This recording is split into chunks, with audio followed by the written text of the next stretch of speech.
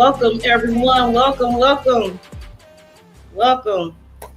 to Astrology Resurgence, Signs and Constellations 101. So, if the panel would announce themselves, address the audience, we are here. Well, I go first. Numero uno, Moore, the Universal Humanitarian, you already know. And here with the team, with the goddess and the gods, spreading the knowledge.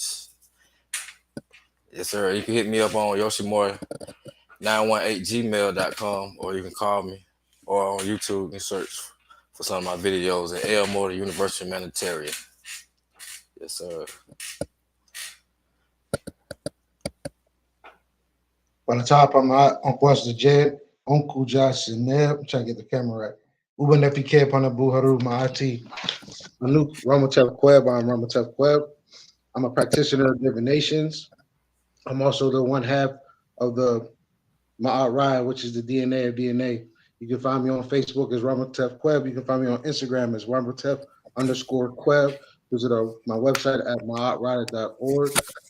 So now for the main guest or the main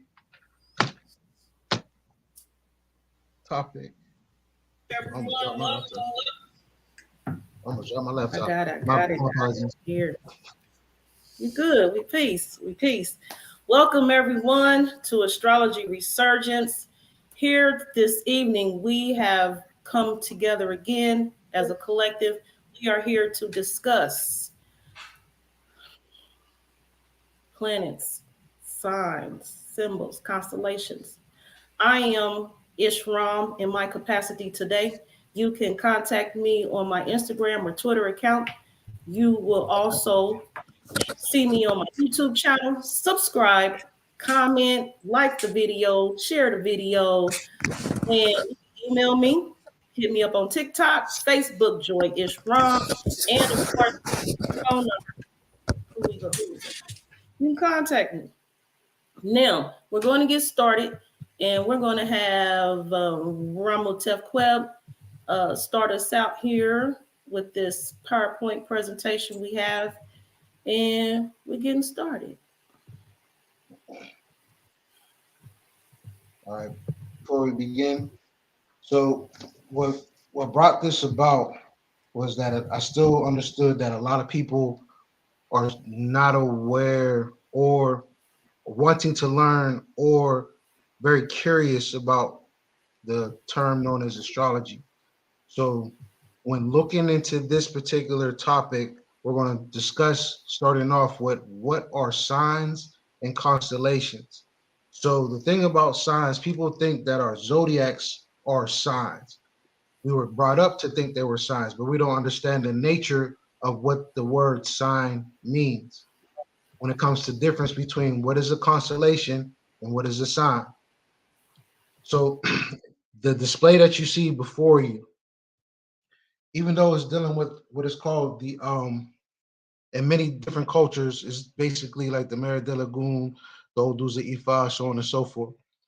But to understand what a sign is, right? A sign, and I'm going to read from the etymology of the word sign, right? So the gesture or motion of the hand, especially one meant to communicate something.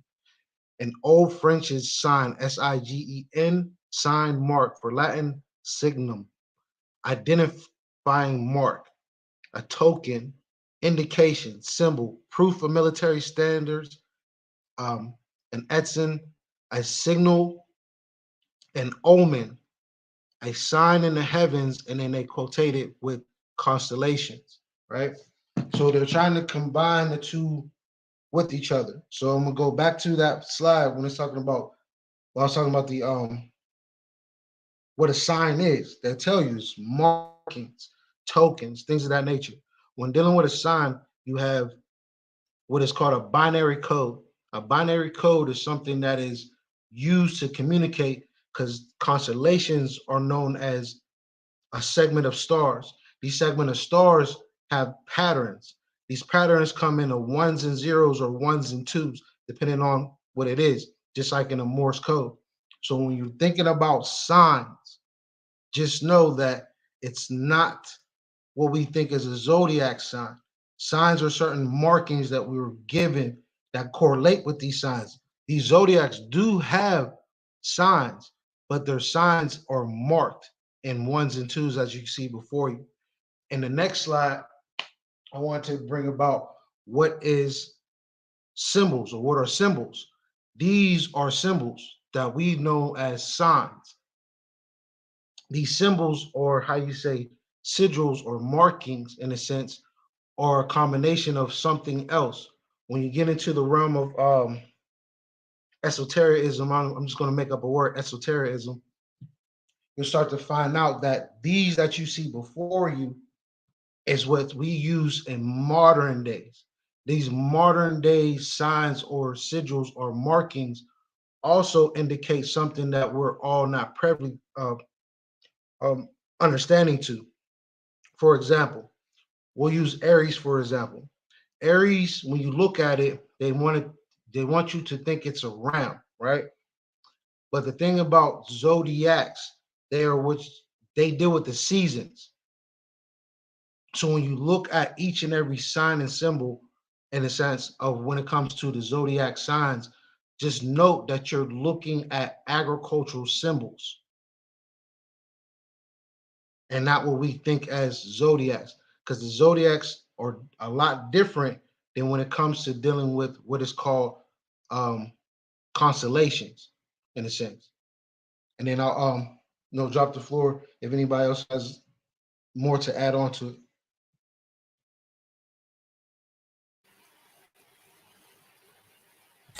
Yeah, I like to add to that.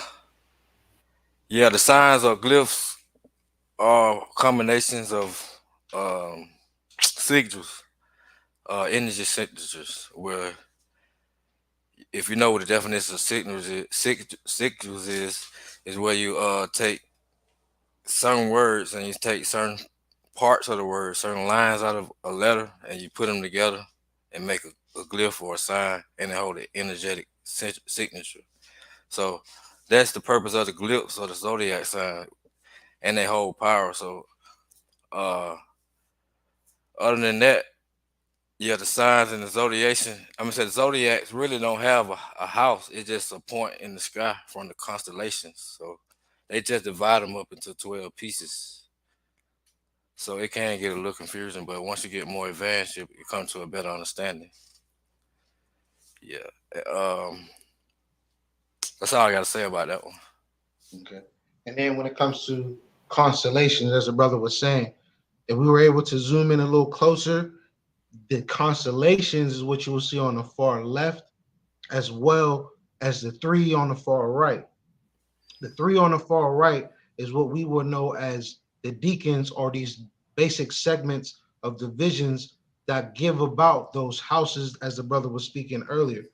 These three markings of these three particular constellations, even though they added more, but there's something that's that we're all not let me get my words together. There's something that we're all not aware of when it comes to dealing with these particular markings of the 36 deacons, in a sense, or those 10 degree segments within our charts. These three on the three on the right, or those segments, each one of them is divided in a sense of calculations, 10 days apiece, which gives us the 20, not 20, the 10 degree markers. So this is where we get that whole, 12 signs, 12 houses, because they have these particular signs deal with 10 days apiece. When you start to go deeper as we go along in this presentation, you're going to see that there's a difference between what is a sun sign, in a sense, or a sun zodiac versus a house zodiac.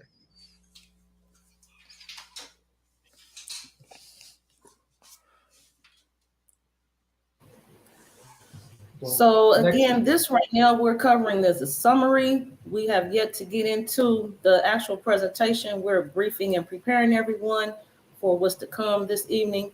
And also, again, this is an ongoing series. So this is part one of many to come. So here, as you see on the screen, we are right now addressing the types of astrology. And so we are going to be expressing the significance of some. There are many, and we are going to first address the Vedic astrology. So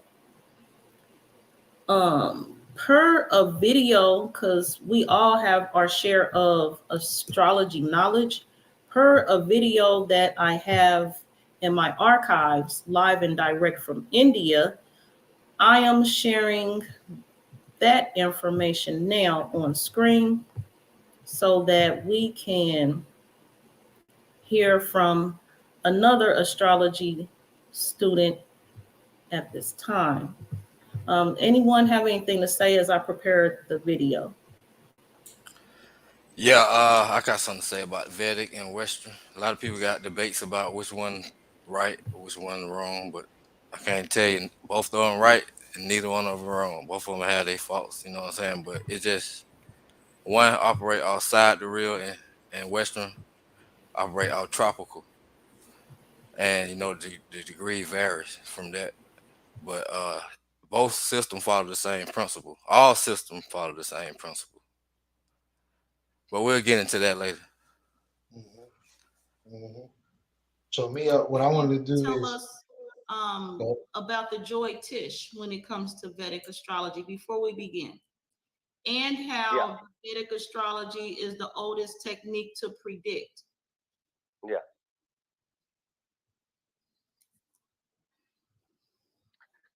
First of all, I want to thank you, Joy, that you gave me a chance in your show.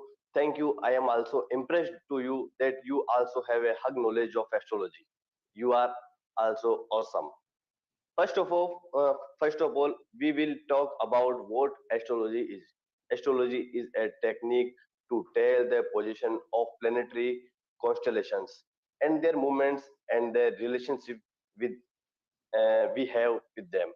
See, according to Indian astrology, we call astrology in Hindi, it is Jyotish, right? And Jyotish is made up of two words, Jyoti and Ish. Jyoti means light, and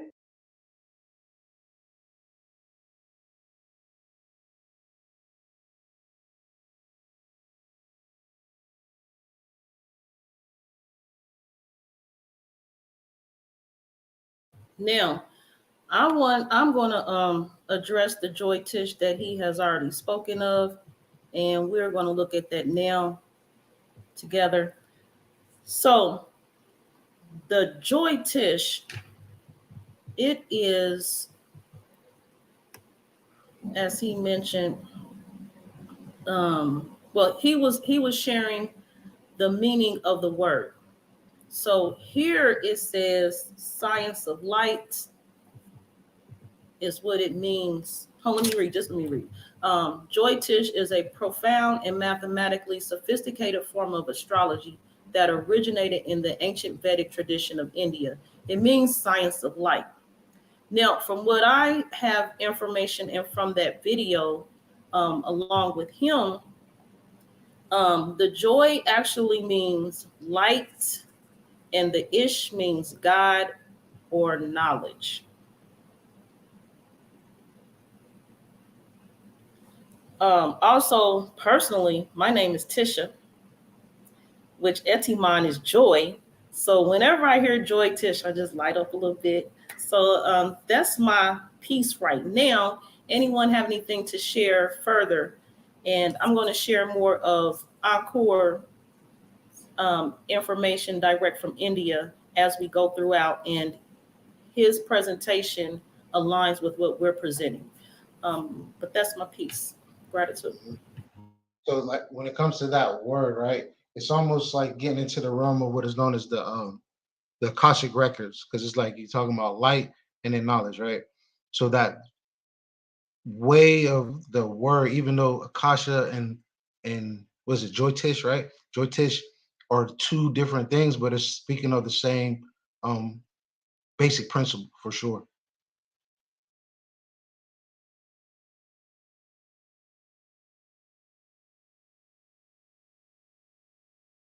Okay, so we already also addressed houses. So I'm going to share now what Encore to say about the houses from the Vedic point of view, direct from India. Stand by.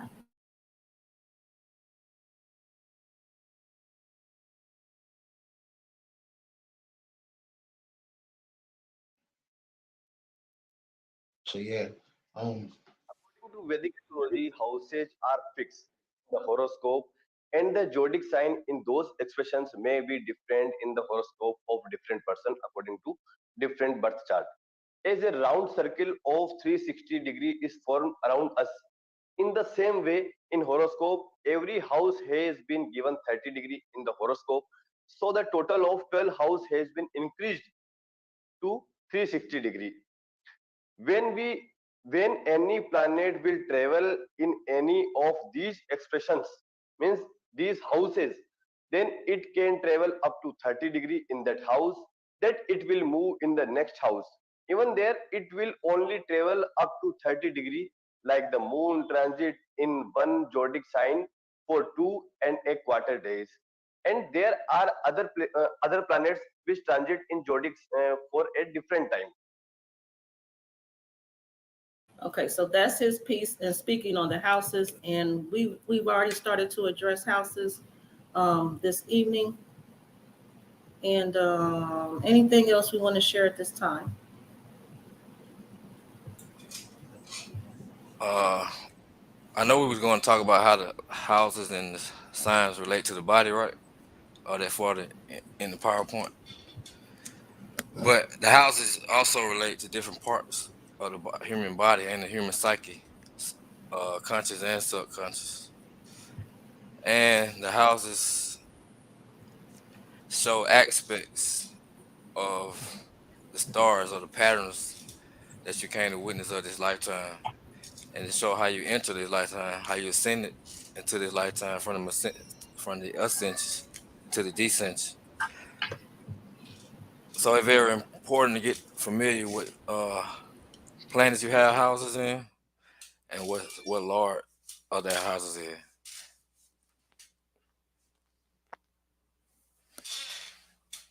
we got a question in the chat. Go with your question.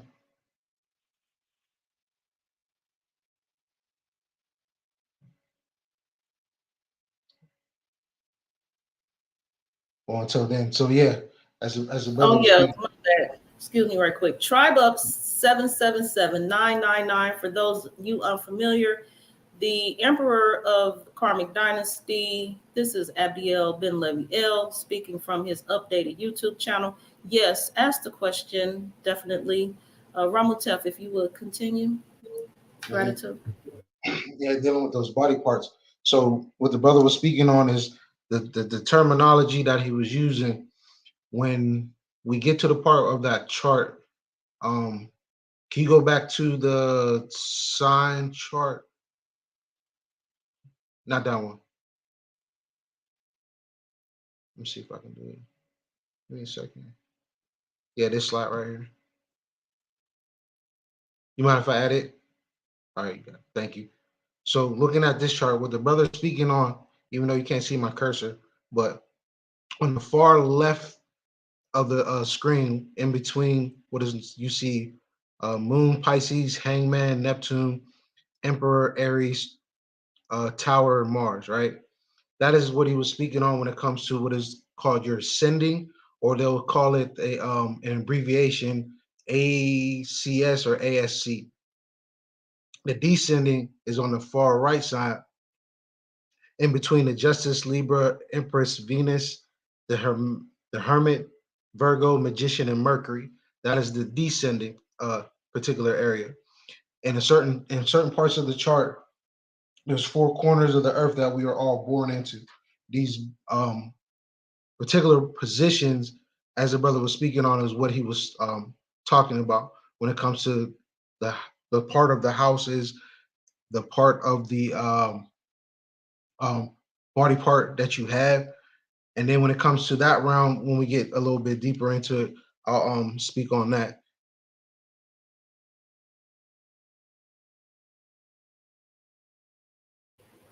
You want Elmore? to talk? You want to talk numbers? Are you talking about the binary codes? What is the sign of balance between those numbers? Oh, is he talking about? Is he talking about the signs itself? Correct? Because that's what I'm thinking. He's Abdiel, because I read it another way too. Abdiel, if you could be more specific and put your entire question in one comment area, that'd be great. But if you want, but if in my perspective, when it comes to the balance, right? We're talking about 396, or as people will know, 369. But that balance actually goes into 3, 9, and 6. I was having a discussion earlier with one of my colleagues on this particular topic when it comes to dealing with the senses, right? So when we get into that body part, I'll expand on that part. But for now, we're looking at the part where the brother was bringing out the housing chart when it comes to the Vedic system. I think you closed it out, maybe. I did. Continue, please. All right. So, all right, moving forward. So, when dealing with the senses, right? There's a number code that goes with the senses. A lot of us are only aware that we have 5 senses, but we actually have 6 altogether. How do we know this? Well, when you decode what is known as the Eye of Haru, or the Eye of Asar, or Eye of Ra, however you want to depict it, it displays all 6 of our senses. When we get into that number game thing with that, there's a sequence that plays into that eye that deals with our senses that gives hint to what is known as, one of my favorite animes is called Saint Seiya. In that anime, they had this thing called the seventh sense, right?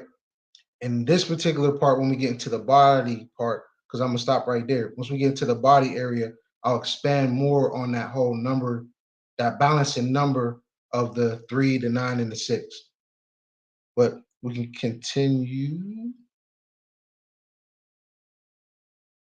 Where we at? Did you find this? Put up? You want me to put back up the slide, or you got the video?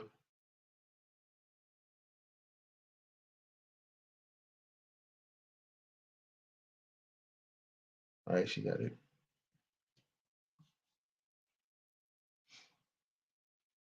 All right. So Elmore, if you want to, go ahead and go in on this part. All right, these are the 4 elements of astrology, which is missing one element, which is ether, which say to be known ruled by the 13th sign.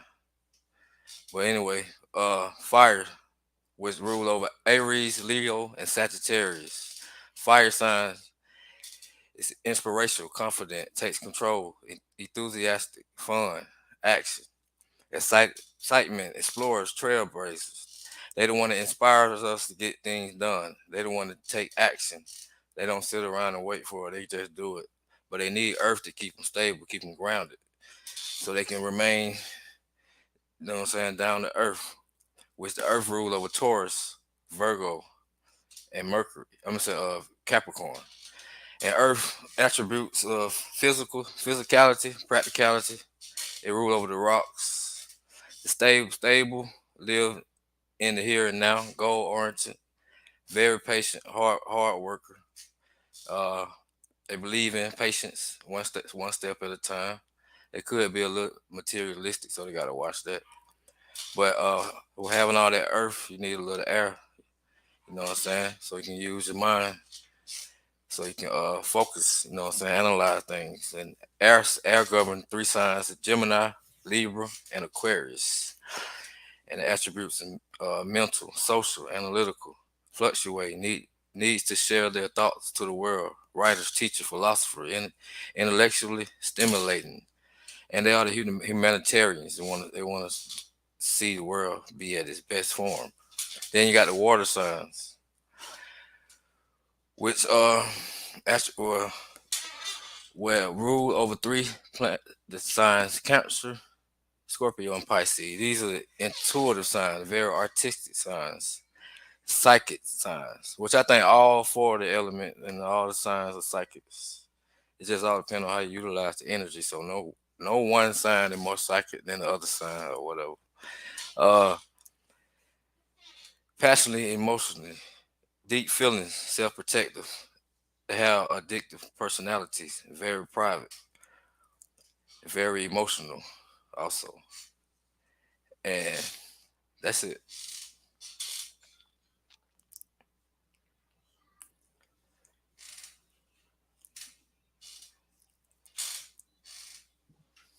All right, there we go. All right, so yeah, so when it comes to those signs, we're going back into the body still, right? So dealing with those four signs, when dealing with our natal charts, right? Everybody's body is an element. Some of us are made of three, some of us are made of two, and some of us are luckily to just have one, depending on how your chart was set up when you came into this earth. Our palms, right? Our palms basically indicate what specific element that you are when it comes to the body that you're in. So, like for myself, when you look at my hand, you'll see that I Oh, my have, hand. like when you see how you see how your hands are, you will see basically certain markings, things of that nature. That's like just going in deep when it comes into that whole palm reading thing. But when it comes to the elements, right? For me, when you look at me, you're seeing a earth body, but I also have an air body, all because of this other hand, right?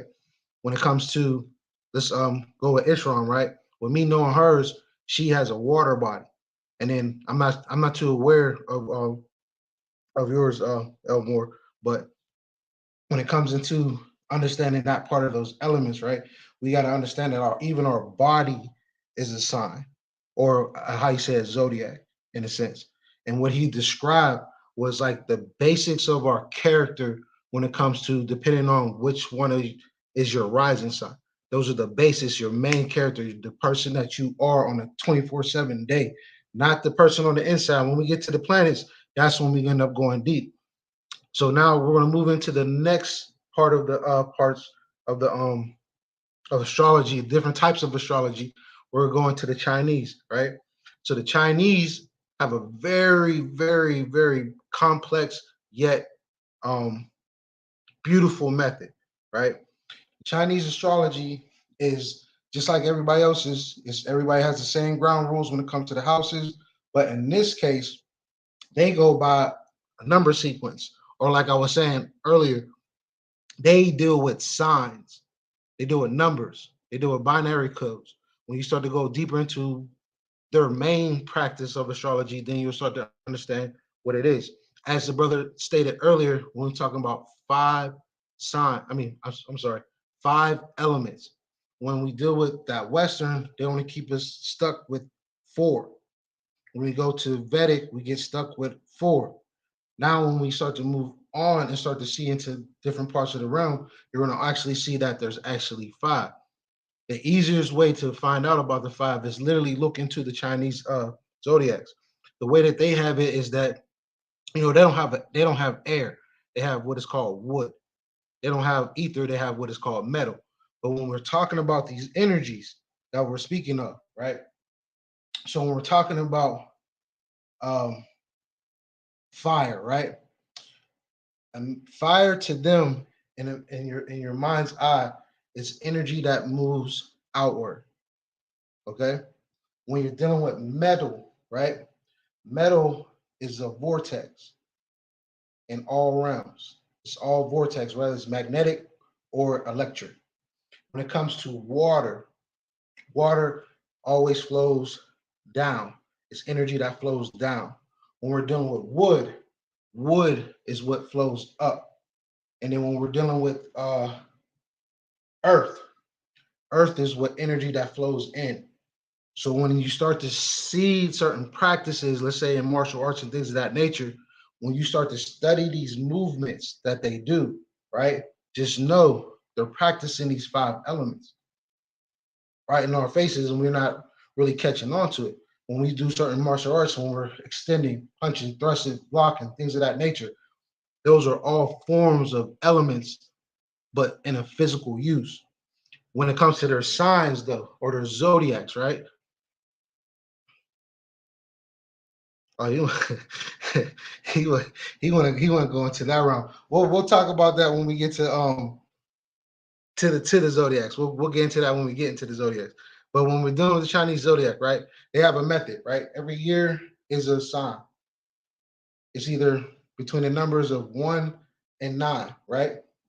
Those are your signs. Each one flows into a frequency of the elements.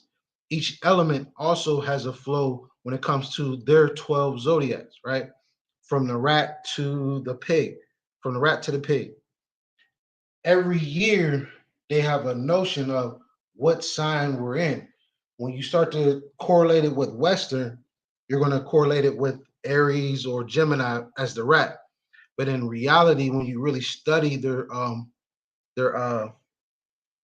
what you call it, when you really study their astrology, you understand that the rat is actually Sagittarius and not Gemini. And when you start to go with the flow of how they do things, you have the rat Sagittarius, you have the ox, which is Capricorn, you have the tiger, which is Aquarius, Pisces is the rabbit, the dragon is Aries, and you just keep going back into the flow until you get to the 13th sign. Why do I say that? When you read into the Chinese astrology, they tell you how their story is set up. They also tell you the indication of who is the 13th sign to them, but they're not going to put it in there for you. So when it comes to the 13th sign, it's the Buddha when you read into their story. The Buddha is the one that sent them out. And then when they all came together, the rat was the first one because he rode on the ox to get to the first place. Then you can follow the whole chart going around, and you understand that even they practice what is known as, in a sense, 13 astrology, but they will never tell you that. And now moving forward, I'm sorry, my bad. Right. Most ancient civilizations practice 13 sign astrology. Some way, somehow, someone, something took away 13 sign and a couple of days away. Some way they inverted the whole system.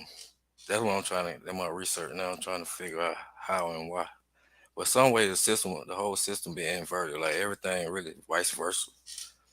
You know what I'm saying? Like you said, it's really vice versa. Like, but we're gonna get into that later. That's a little deep. Mhm.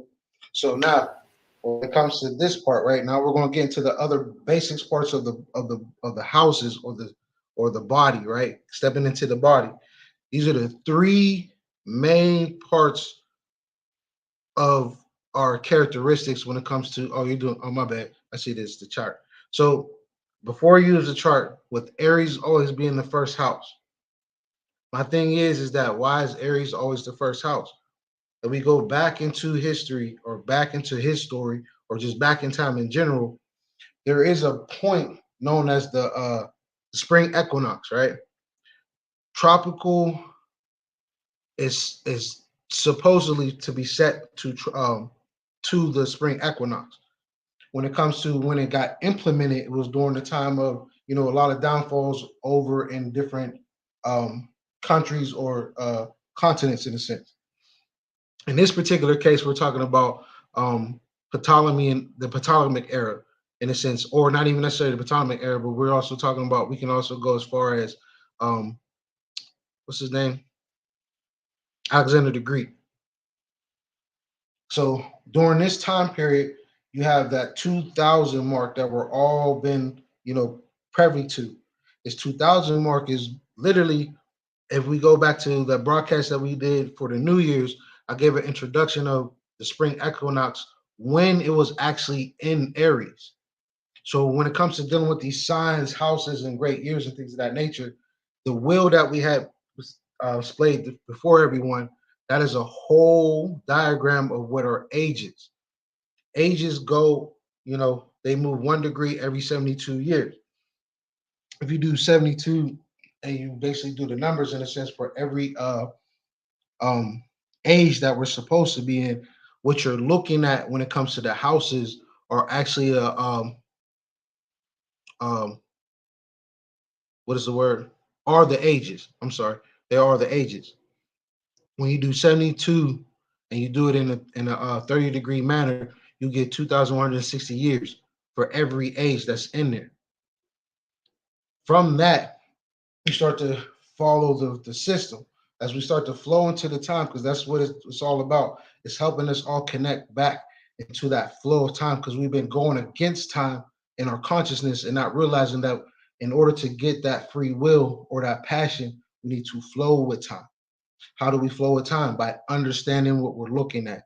And this is why I love the fact that we were able to present this to the people today to get to that point, to help our people around the world to understand this flow is very important, because without it, you can just go back into the regular 9 to 5 type of lifestyle where I'm getting at is that you're always going to be in a repeated cycle. You wake up, go to work, back, wake up, go to work, back. Not one time do you think about changing. Why? Because you're stuck in this system. Every one of these systems that we've just basically displayed are so far, I would say, and the names, you can do the research for yourself for the others that was on the names of the list. These particular ones, it's like, it's mighty funny because I've been cracking jokes about this all for the past couple of weeks. So the way I want people to think about it, we're going to go into my fantasy mind real quick. The way I want people to look at this, right? These are different versions, and like everybody's getting on the bandwagon and understanding the multiverse, right? So these are different variants of yourself when you look at each and every one of these different astrologies. Every single one of them is you, but they're different variants because they're in different realms. When you go to Western, you're dealing with this. When you go to Chinese, you're dealing with this. When you go to Vedic, you're dealing with this. These are all different versions or what they call it? Multiversal cells, in a sense. That's what they are. The housing systems or these type of astrologies are different versions of yourself. Depending on which one you resonate with the most is the one that you're going to actually become. But as time goes on, go ahead. So an example. Oh, you want me to go ahead like I told you earlier? All right, so I was speaking on Joy with this, right? So she has multiple names, right? Ishram has multiple names, or Karmic Dynasty. So just imagine Tish, Joy, Asma, Tefnut, and Ishram, right? Each one of them is a different variant of herself. Tish is the Western, which categorize her as a Sagittarius. Joy also will categorize her as a Sagittarius, but under Vedic. Asma Tefnut, which put her under true sidereal, and then you have Ishram, which is going to deal with another factor when we eventually get to that part. But these are different parts of herself that all is in one. But when you start to grow into different things and you start to study, you start to basically destroy one, become the other. Once you find which one out of the many personal ones that you are, that's the one that you stick with. That's the energy signature that you really stick with. If you don't stick with that, you're just gonna just be, how you say, a lost case person in space, hands down, all the way. So in addition to your illustration, example, Tisha, I grew up knowing Western astrology. That's just all I even knew existed until a certain point in my adult life. And then where most of you here are aware of my transition and my screen time as Astma Tefnut, that was when I came into the knowledge that I received via Siba Ramutef Queb and learned about my Scorpio being. So it changed my mind, my knowledge, my way of living, my life, and so on and so forth. Ramutef, if you would. I don't get what that means right there. I don't know what he means by that.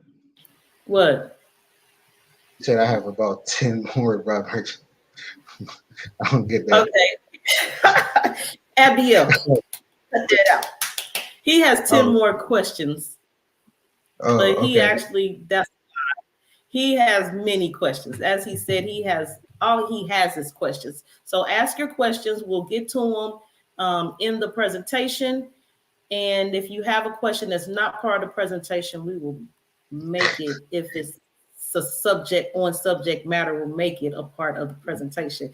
Actually, through my astrology time on my platform, I have one question that is in this presentation that was not addressed because at some point the series paused. So we are here, Resurgence, and we are addressing it all. And again, this is just the intro. We is just warming up. We ain't even got to the presentation. I'm standing by. Yeah, so that as the audience is here and they start to engage, I just want everybody to understand that this is the realm we're going to play with for right now. We're going to deal with the multiverse because that's the thing right now. The multiverse, the dreams of the multiverse, the multiversal war, things of that nature. And then the main thing that really stood out was like with this whole, even though I'm advertising, I'm sorry, but I'm a big movie watcher, and especially when it comes to this Marvel universe, right? With this Ant-Man and the Wasp, it's a door that's going to open to a lot of things, especially what we're talking about. That's why another reason why I want to hurry up and get this out before people see this film, because the people that were here, right, when you go watch that movie, you're going to see everything that we're all talking about as a collective.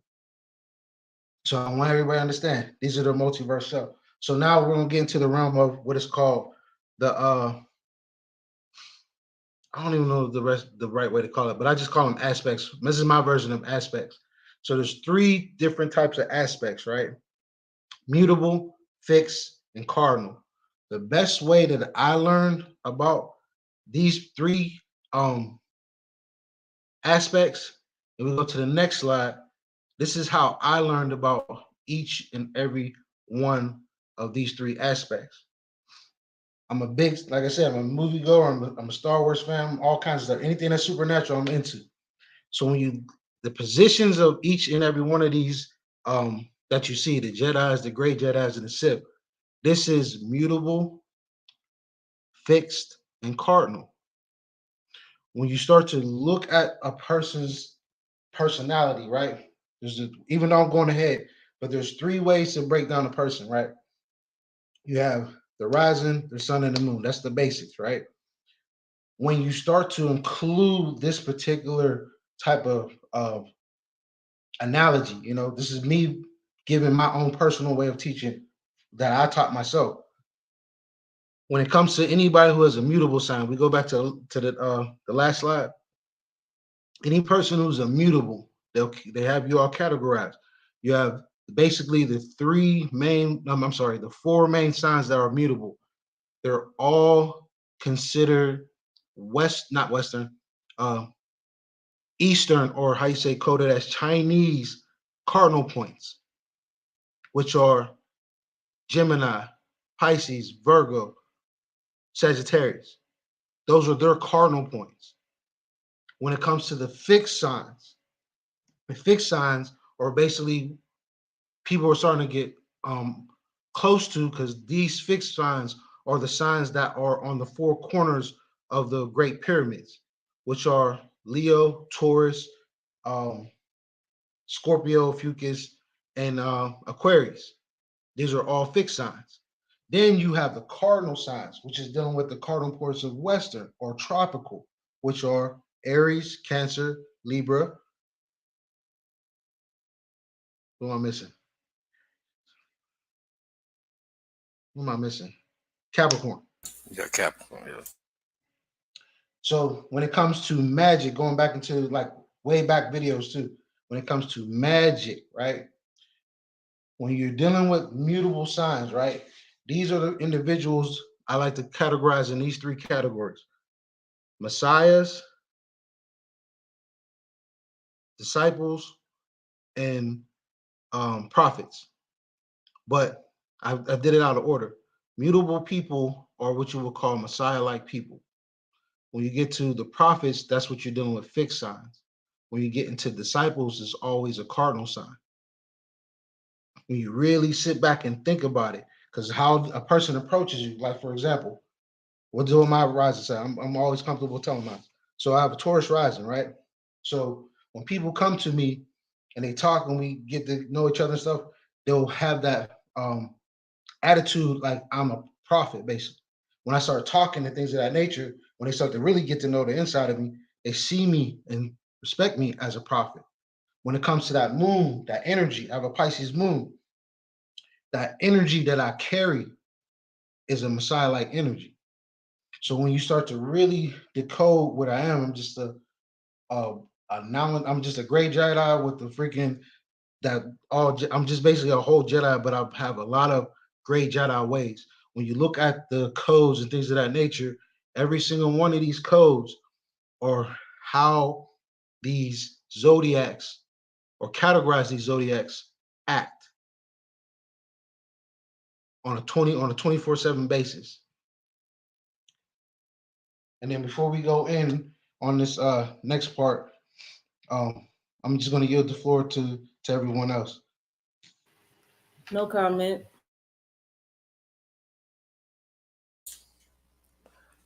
Yeah, I like what you said. We can move to the next slide. All right, so then the next slide, now we're getting into what is called sidereal, or known as true sidereal, or we're dealing with Kemetic astrology in a sense. So a lot of people seeing the Dendera, they have their little sayings about it, how it's like, oh yeah, it was replaced, the Tamahus did it and all this other crazy stuff. But when you truly understand what you're looking at, you are looking at a complete map of not only our Earth and its other continents and worlds that's on this Earth, but you're also looking at its mirror, which, as they say, as above, so below. To break this down on the next slide, to give the one-on-one on this is what you would call the Dendera zodiac, or the zodiac of Dendera. It's found in a couple of temples, but more so in the Seti's temple and I forgot the other temple. But anyway, we'll keep moving forward. So now, when you're looking at this next diagram, sorry for the blur, but at the same time, I'll be able to break it down for you.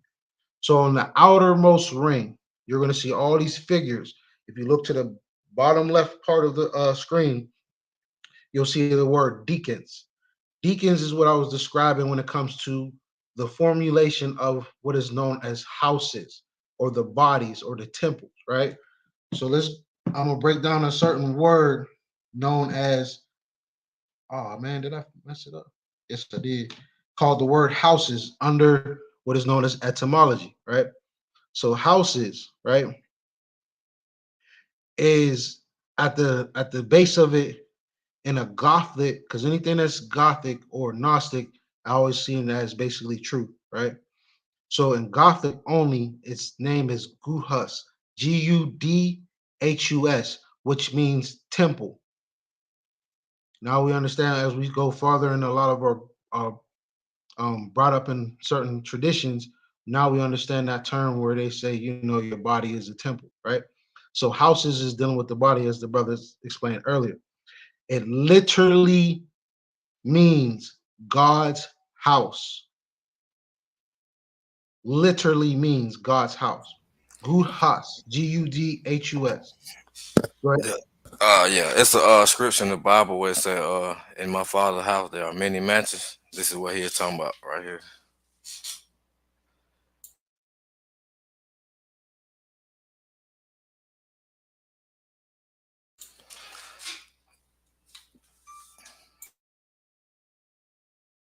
Ramutef, your mic is muted. So you Good. got God's temple, correct? Or temple of God, but we're not. But what God is what I always tell people. We should not put us all in one category. Whoever your God is, that's your God. But at the same time, when we're talking about this particular part, we're talking about us. We're not talking about the being that's around us on a 24-day basis. We're talking about us. God's temple is us. How do we how we show that? Well, hence what myself and the brother has spoke on. Those is what your zodiac houses are, or your chart, your natal chart. Going back to the Dendera. So you have the 36 deacons. Each deacon has 10 days, 30, 30, 30, 30, 30, 30, 30. That's how they did their circumference for their map. But when you start to find out that the sun and all these planets, they travel however the hell they want, to be honest. Some people, for example, they can be told that they have Pluto and Scorpio, but if you really go look where Pluto was at their birth chart, it's in a constellation called Serpent, which is next to Ophiuchus. It's part of Ophiuchus. Or if you got some certain people who have Virgo or Leo, some of them have what is called Coma Bernice. Some of them might have sextile. So there's like all these different aspects that we have not been taught, but today we're going to give people a little here and there as we go along. So in the middle, you'll see basically zodiacs. I should have gave the chart where it's all highlighted in different colors, but each one, all the zodiacs that we know, 12, is all in what you see. If we were to go to, let's say Taurus is right there on the top right, with that big old bull, right? There's Taurus right in front of our faces. And then Gemini is in between them on the left. No, bottom left. Then you have Osar or Orion that's at the feet of the bull. Then you have the star Septet. Then you have the helical horizon, which is in that bird that's standing on the stick. Then on top of the bull that's on the snake, you see a lion riding on a stake. That is what you will call Leo. And then over on top of Leo, you have what is called Leo Minor. Underneath Leo is what is called Hydra, so on and so forth. Hence why you see the line on the snake. On top and on the crown of the Leo, you have Cancer, and you just keep going all the way around. So, as the brother was stating earlier as well, the 13th sign is in this diagram, but people keep just disregarding it. Where is it? Well, if you were to go to the the left, and you'll see you'll see a little scorpion, you'll see a lady, you'll see a little lion, and then you'll see the Sagittarius, right? So if you go right above what is representing the Scorpio, there's a 13 sign right there. To the left, to the left, to the left, to the left, to the left. I'm over here singing Beyonce. All right, now go down. You'll see Sagittarius. That's Capricorn. And then highlight Sagittarius. And then go next to that, you'll see Scorpio. Now go right above it, and there's a 13 sign right there. And then in the centerpiece is the circumpolar stars and the northern and southern stars and so on and so forth. And if it was in any type of order according to the from what we see, won't it be labeled as the 8th house or associated with the 8th house? It'll be Right in associated. between. Exactly. It'll be considered the 8th house. No, I'm sorry. Yeah, it'll be considered the 9th house. I'm sorry. It'll be considered the 9th house. Okay. Because then when we put if we just doing all 13 signs in a sense, then with that added in, it becomes the 9th house. Sagittarius becomes the 10th, and so on and so forth. As Pisces being the 13th house. Right. Gotcha. And in that display, it just shows us right then and there. It's like sometimes it's hard to decode what it is, but when you really just sit outside and you just study and see, like, all right, we understand that they turn Cancer into a crab. All right, I see the crab. All right, that's where Cancer is at. Then you go outside, look for Cancer. Then you understand, like, you have Cancer, then you got Leo, then you got the Hydra and everything else. So it's just studying every one of these constellations, right? You'll start to get the understanding of the term zodiac, which is zoo and other type of terms. But the difference between signs and constellations is what we're, eventually going to break completely down. because Right. signs are different when it comes to the zodiacs, or what you would call the constellations. Constellations are different than zodiacs, Right. so on and so forth.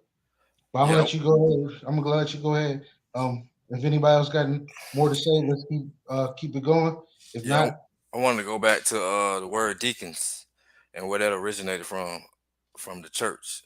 That's where the church got the word deacon from, because it represent certain degrees of inside of the houses of the Lord, basically, because each house is ruled by a Lord, and they're separated by deacons.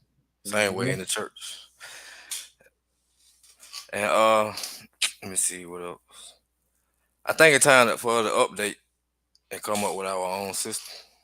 Which are we doing now? It's in the making, but I think it'll be very That is successful right. That is and, correct and information. needed, and very well needed for the people. gotta say no comment, no comment. But yeah, that's the part that like really, that's what helped me. What you just said is what helped me understand more of what I was brought up in when it comes to really watching everything, the whole scenario. It's like when I found out that the book itself is a book of astrology and spells, stories, but it's more so astrology. The stories is astrology, but the spells is like when you get to the New Testament, things of that nature. But I didn't hear that from me. I'm just letting you know I didn't hear that from me. But still, when you start to look at everything, when we start to see us as a whole, now people start to really see why a lot of us are so and a lot of us are into the term known as astrology, or the realm known as astrology, because we're starting to it really it blows our minds completely, because it's just like, how can this or this above us that's also below us can tell everything and anything about me more than I can find out for myself? But as I start to go into it a little deeper, then it's like, oh, now that I know self, what does self got to do? And then we start to learn that it's not you that has a purpose. Your body is the purpose. Right, cause your body is like a suit, well, vessel for spirit, and and this suit is made up of all the elements on the periodic table. Also, going back to the Mhm. elements, and like we said, the planet rules certain parts of our bodies, and they operate our body and how well our body functions according to our charts. You can see that through medical astrology and Mhm. whatnot. And the more you become self aware, the more you figure that out. And part of astrology was made for self awareness. Once you master yourself, you master the stars, basically. Cause as above, so below. Mhm. So yeah, as above, so below, so within, so without. So by that chart, it's real. It's very self-inflicted. Like certain transit can cause certain effect on the body, which we don't get into later. Mhm. Just by that planet ruling that certain part of the body, going into that certain house of the zodiac, which rule another Mhm. part of the body. So let's give an example real quick. So like in nowadays, let's talk about let's just say Pluto for right now, right? Most will say it's in Aquarius, going into probably Pisces now, where in sidereal, in a sense, it's just about to enter Capricorn, still in Sagittarius, but about to literally enter Capricorn. So when you talk about Pluto, we understand Pluto deals with what? Transformation. Medically wise, what does it deal with? So what? Oh, sex regeneration. Correct. So now we have this particular one going into uh, Capricorn, right? We're gonna go on both sides. So we're going into Capricorn. So you have this particular thing that's talking about, the planet itself dealing with sex, coming into a body sign that's dealing with what? Skin, teeth, bones, and nails, right? So Right. mentally we will think all together.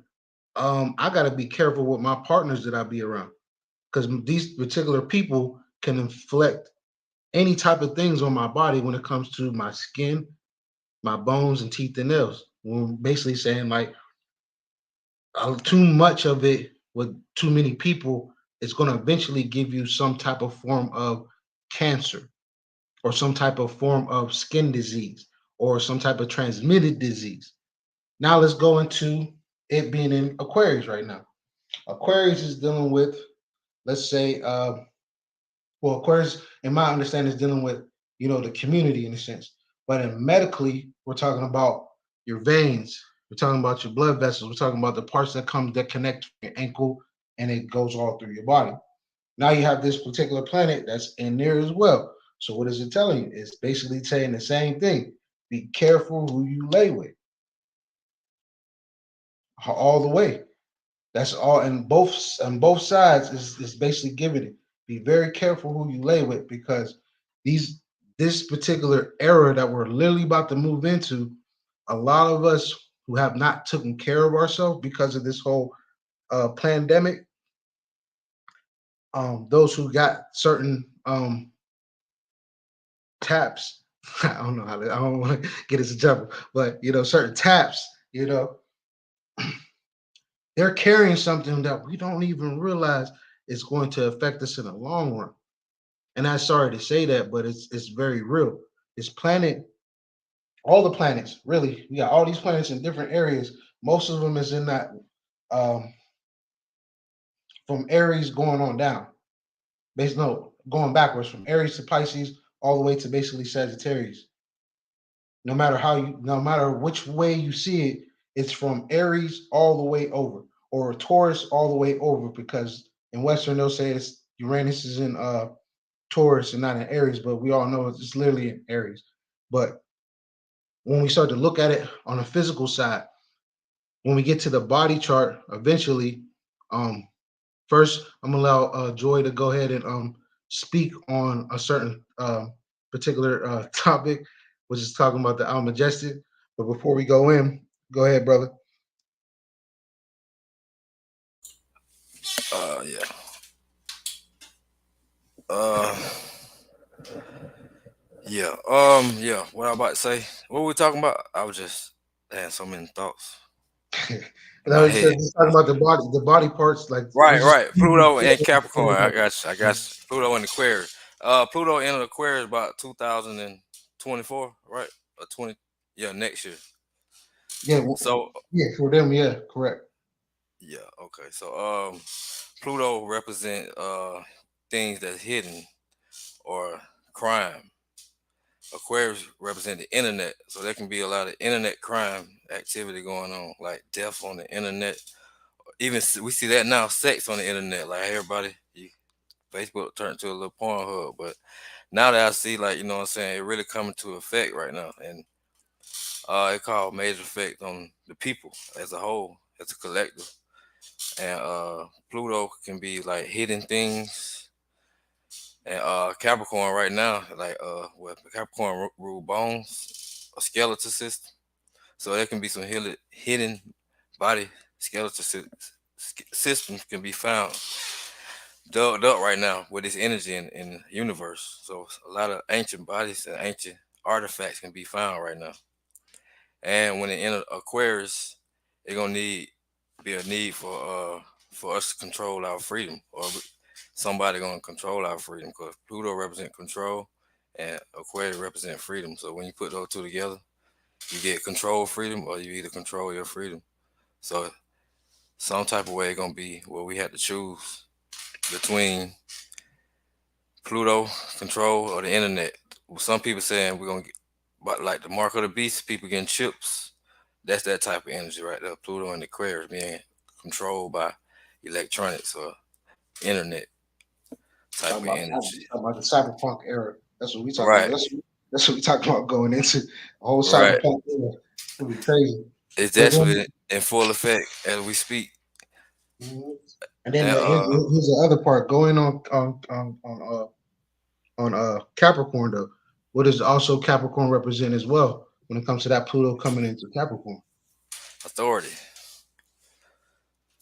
Pluto is what secrets or transformation in Capricorn gonna be authorities or the elders, so they can be secret authorities. But I had to look at the whole thing, but Pluto and Capricorn can mean secret authorities or being controlled by authority figures. And those authority figures is what is also represented as what? Our government. Right. But the ruler of Mm-hmm. Capricorn, Saturn. Saturn. Mm-hmm. Yeah. And then now, luckily for us, it is leaving Aquarius now. Thank goodness. I mean, not Aquarius, it's going into Aquarius. Thank goodness. But oh boy, it's gonna be something else. I hope that make it a little balanced, but it gonna make it a little. I think when Saturn get in there, it's gonna be restricted control. You know, Saturn represent restriction. Pluto Mm-hmm. control. You're gonna have restricted control over probably Mm-hmm. through the use of internet. You probably gonna have to do so much just to be on the internet in the future. Because people That and our depending. community. Mm-hmm. That in the communities. Yeah, and Uranus too, the ruler of Aquarius. Yup. Whew. Yeah, I just wanted to bring that out real quick because it's just like, oh man, let's get that part One more out. thing. Go ahead. One more thing. Pluto in Aquarius. Pluto is karmic planet. Aquarius about liberty, not just in the form of Libra, but just for humanity. Period. So Pluto represent the cults. You know, tarot, magic, black magic, especially. So when it come into Aquarius with Saturn, there gonna be some repercussions for people that ain't been using the correct magic in the correct way. They gonna become some type of karma behind it. And Pluto and Aquarius represent death behind the cult magic too. Cause Aquarius represent the cult also, Mm-hmm. and there can be plenty of people dying behind that, or plenty of people killing using magic. It'll be like a uprising. It's gonna be popular as fuck when it used to be sacred. And you know, right information get into the wrong hand can be very deadly. But there's gonna be consequences about that shit though. It coming shortly. Very. All right. Go right ahead, George. All right, I'll go into here. All right, so now we're gonna go right into the bodies or the houses. So I gave this display to people to understand like there's all different ways of looking at these chakras, but most always want to know how is it when it comes to dealing with our zodiacs, right? So another way of how I teach or how I learn for myself as well, I started to study myself. When I started seeing certain aspects of myself in my houses, right? You have that feminine side of yourself and that masculine side of yourself. So let's take, for example, me with a Taurus rising. With me having a Taurus rising, I also have a lot of Gemini in my first house, right? So when we go to this chart, you'll see that on the right-hand side, a lot of my characteristics is dealing with that masculine solar plex energy, a lot of it.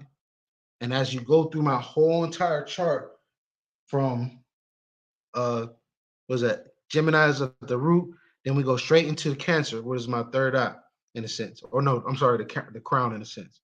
That Cancer part is that representation of the feminine aspect of my inner world. When we start to dissect the chart, you have your outer world, inner world. A lot of my appearance is very masculine, but a lot of my inner thoughts is very feminine in nature. A lot of the way that I court things of that nature is very feminine in nature. When it comes to coming into my outer world, a lot of it starts to get into a lot of that masculine part of myself.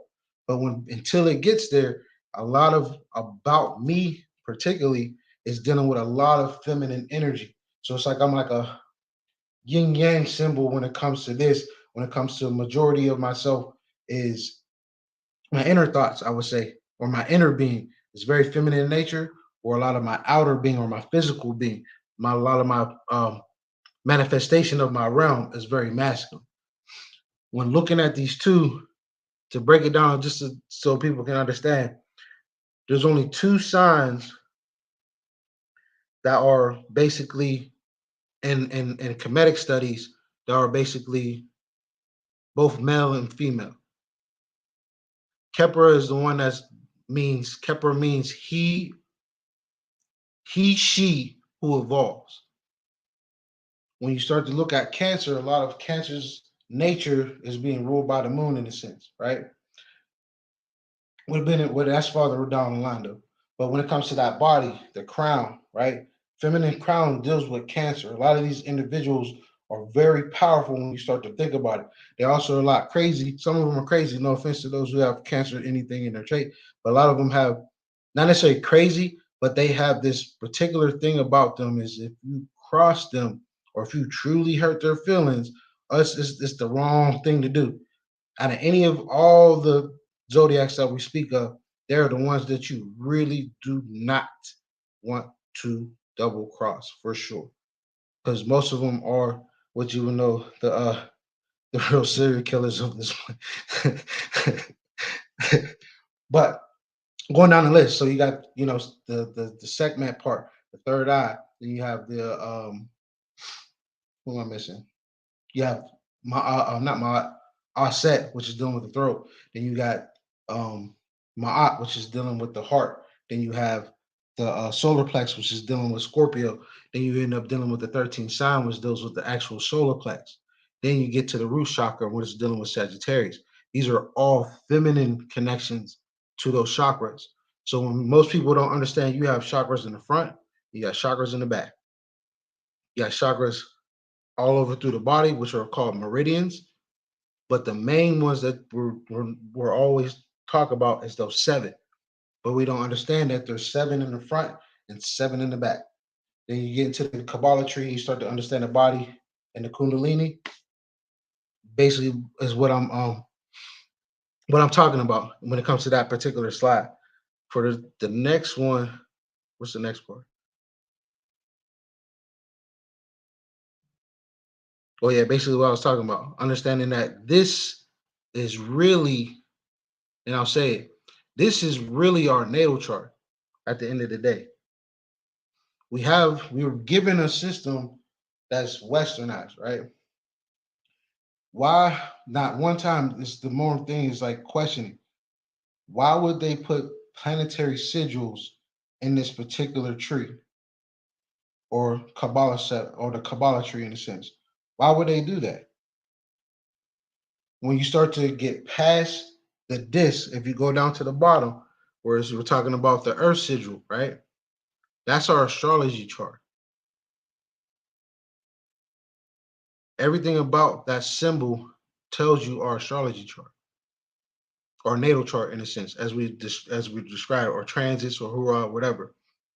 As we start to evolve past that, we'll start to understand that our actual chart is this tree. This is the setup, depending on what zodiac that you have these planets in, that's where they're actually placed within your being. Then we get into the whole body system and it starts to come all together once you go into it. So this is the other display when we're dealing with your chakras and these signs. But mind you, I already showed you a version that's dealing with, in a sense, what people would dub sidereal. This will be dubbed in a whole different way. But the same concept of what we're trying to get at is understanding that these signs or these zodiacs or constellations give us more intuitive activation when it comes dealing with the term called mudras or the term called meditation or what is known as chakras or I forgot the other word. Yeah, that word.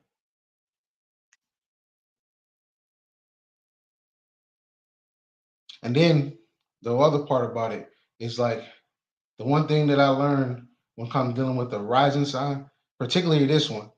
This one is more so in the realm of this person is either Capricorn or Aquarius rising person. in this display. Because one thing I learned in all different parts of the astrology is that when you start to look at a lot of the ancient uh, paintings or a lot of the paintings that these certain different cultures have that practice studying of the stars, you're going to start to see a pattern where each one is made in a particular age. You'll notice the age that they're in when you look at what is the rising sign, because we'll see Pisces sometimes, you'll see Aries most of the time in that first house. But when you start to look at other different cultures, you're going to see that when flown with time, they don't stick with that sign being that house or that body part. They understand that it shifts. To flow with time, you got to shift everything about your being to according to time. So, like for instance, we're in the age of Pisces. Some of us would believe that we're in the age of Aquarius. When you start to do the math of calculations, no matter how you put it, we still got 300 years until we get into Aquarius when it's all said and done. But we're in that cusp period because there's a specific countdown. And I know I told you I didn't want to talk about time. I didn't want to get into the realm of time, but there's a specific countdown that's going on that a lot of us are not aware of that's showing us when we'll actually be in this particular realm of known as Aquarius. Right now, we're leaving or understanding what Pisces is to us. And a lot of us are starting to connect to that particular sign because we understand that there's something about this particular age that's been stretched on for a very long time because a lot of people don't really see those reasons why they put the spring equinox as a very big indicator. And if to learn a little bit about that, go to the I forgot what it was called, the New Year's, our New Year's time. I forgot what it's called. The New Year's video that we did on New Year's Day. Go on Karmic Dynasty, and you'll be able to see it. But that's breaking that part down. When you're dealing with the body, the best way to start off learning is the age before us, because that's where it comes from. So when you start with the age that's before us, and we go to was it this one? Yeah, this one. And you see how Aries is the head, Pisces is the feet. And then we got the planetary parts going right into it. Go on in, Elmore. Oh yeah.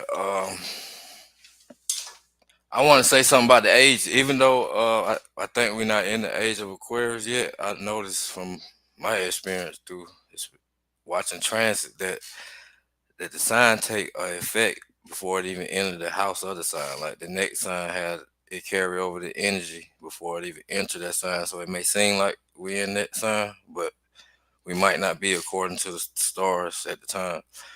But that probably, you know what I'm saying, that how certain things come true still, like how we in the AI situation. But it's because we coming into that energy. We might not be fully there station yet, but it's coming to that energy, if that makes sense.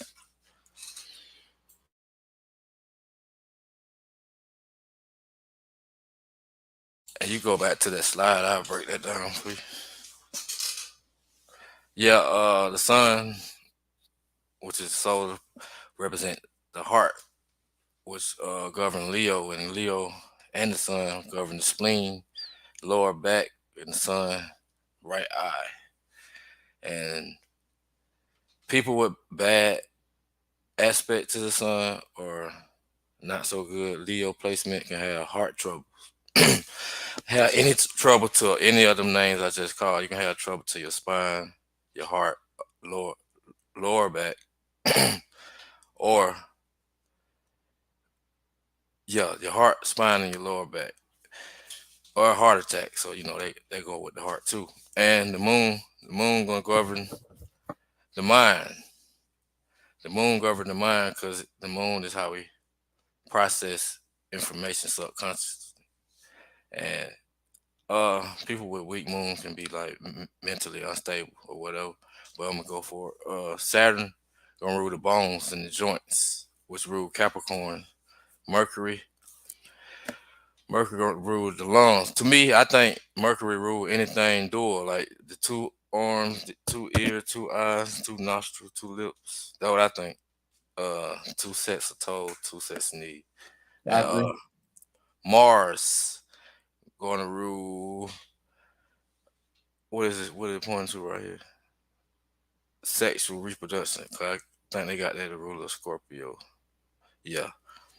And it rules Aries. It's the rules of Aries, but Mars gonna be our sexual reproduction and the genitals.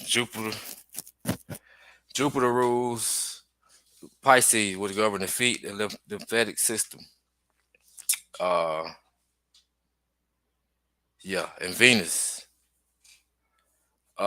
reproductive energy, and they rule Libra and Taurus, and Libra govern the kidneys, and Taurus govern the throat, and that's it. Like if you have good aspects in these parts of the signs and planets that rule in the body, you can have healthy, which they do rule the organs, so that means you have healthy organs. But if you have like bad aspects or planet in the sign that's falling, that you can have health trouble related to those signs. So it's very important to get to know your chart so you can see what sign good and bad for you, so you can learn how to work on it in the future. We go over the houses. First house, all about self, how you appear to the world, yourself, the body, the attitude, identity, your approach to life, your attitude. First house is how you came in this world, because it's the ascended, how you ascended into Earth. To me, the whole chart is Earth, and to me, in my opinion, and everything evolve around us. We like the center point inside of that chart, and everything, all the planets revolve around us. That's just my opinion. But second house is about money, work, income, daily routines, our values, our material possessions, priorities, our habits, your job and work, and it also govern our talents and what we value the most. And in Vedic, it'd be family. Third house, which is ruled by Gemini, and it governs its attributes: the mind, thinking, communication skills, siblings, social activity, interests, neighbors, early siblings, cousins, aunties, all that, uh, uncles, uh, early education. Fourth house, which is ruled by Cancer, it's represent our home, our roots, our ancestors, the family, self-care, our emotional foundation, the mother, children, women, femininity, and subconscious, our subconscious, and how what we feel secure. So whatever sign in the, that's how you feel secure. The You fifth house, said you said fourth house ruled by what? Cancer.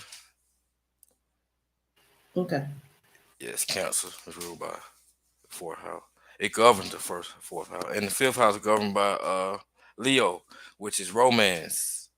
You know, like romance, not like it's love affair. That's the right word. Right after quick sex, for other words. Or Play, courting.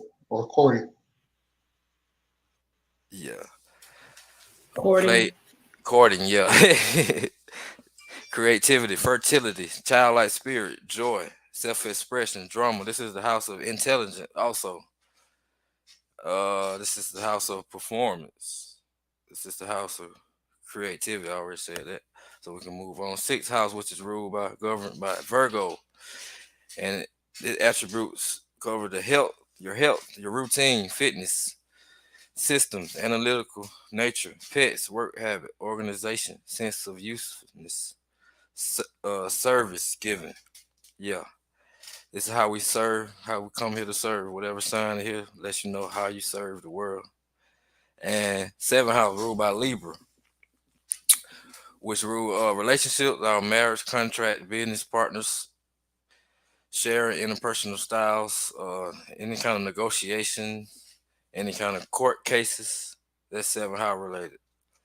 Small court cases. That's 7th house related. Uh, 8th house, which is a difficult house to interpret, but is ruled by Scorpio, which is ruled by Pluto, and the ancient ruler is Mars, and it governs merging, sex, intimacy, shared finances, inheritance, taxes, loans, assets, property, joint ventures, goals, mysteries, and partners' resources. Uh, it also ruled debt and death, and what else? Sex, obsession, occult, astrology. The 8th house is it rule a lot of stuff. We can move on. 9th house ruled by Sagittarius, which is governed by Jupiter, and it represents travel, our wisdom, what kind of philosophy we believe in, our higher education, law and religion, cross-cultural relation, learning ethics, and higher learning, like going to college. This is sort of what type of higher learning you progressed in or whatever. And 10th house was ruled by Capricorn, which is ruled by Saturn. And it govern our career, our long term goals, structure, status, reputation, public image, masculinity, father, men, experts, and fame. 10th house to me also rule respect and honor. Uh, time. Uh, to me, I know the people with planets in 10th house, they had to work extra hard for some reason, especially if you got Saturn in 10th house. But that's another story. 11th house, which is ruled by Aquarius, which is ruled by Uranus, and the ancient ruler is Saturn, and it represents groups, friends, social awareness, humanitarianism, technology, hopes and wishes and dreams. They say it's a house of luck, of networks and games. This is house of technology, yeah. And 12th house is ruled by Pisces, which is ruled by Neptune, ancient ruler Jupiter, and it represents endings, healing, closure, spirituality, solitude, karma, old age, afterlife, what's hidden, limiting, limiting beliefs, and subconscious. Little beginner stage of going through the houses, so you get an understanding of what they mean. Ramutef, will you be addressing at this time the numbers, the I am on the right side of the screen? I am through I Yeah, dream. that's basically what he broke down. He basically You broke just all those words down. Literally, okay. those are just like I'm a person of key words, right? There's a thing about key words that are very profound and divine when used correctly, as the brother was mentioned earlier. When it comes to dealing with magic, in a sense, in the wrong hands, it can do a lot of harm. But when you start to truly understand what these reason for these key words, or how you say signs. Why do I keep saying signs? Because signs deal with numbers. When you start to know a number code, you'll be able to decipher a lot of things. If we start to go through the houses, you understand he's explained everything about 1 through 12. When you start to put in planets and signs or zodiacs all up in the mix, it creates a sign. It could be 1, 5, 7, 3, 3, 8. You know what I mean? So when you're saying 3, 3, 8, talking about the third house, Mercury, and then in the sign of, and we'll go to the 12 sign. We'll just stick with the 12 signs. We got the eighth, which is what? Scorpio. That's the sign. But when you start to decode these signs, it becomes deep, like what he just described. Every single thing that he talked about is just a basic level. When you, for him, it's he'll take it to the extreme. But for everyone that's listening, it's giving just the openingness of how this presentation is going, because we're trying to get people to understand what signs are and what constellations are. So far, we have not touched the constellation yet. We just been dealing with signs and symbols and the term zodiac. I give you a brief. You can bring the slide up. I give you a quick brief summary over the 12 phrases and what they mean and how they relate. Which slide were we looking at? I'm still looking at the house one Yeah. on The I the other. am, the one you just asked about, I'll break it down for you real fast. Yeah, number one, I am, because it ruled the first house of Aries, the I am, which is self. Second house, Taurus, which is the house of value, tangible things like material. So I have.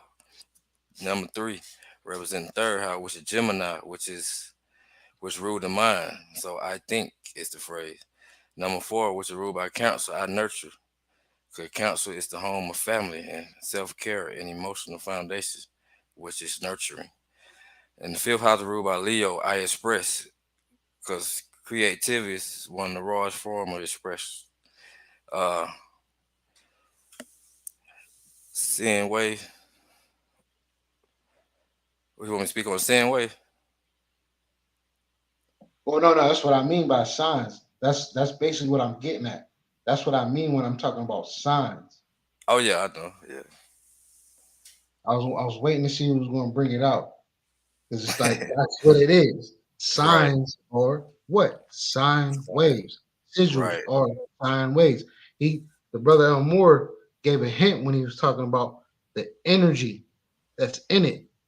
Mm-hmm. But the reason that I wanted to put it as signs and constellations 101 is because I wanted to see who would actually get that part to Right. understand what is the sign. We're talking about waves. But continue in the breakdown. All right. Number six, I serve because it's ruled by Virgo, which is ruled by Mercury, and it's the house of service, work habit. So I serve.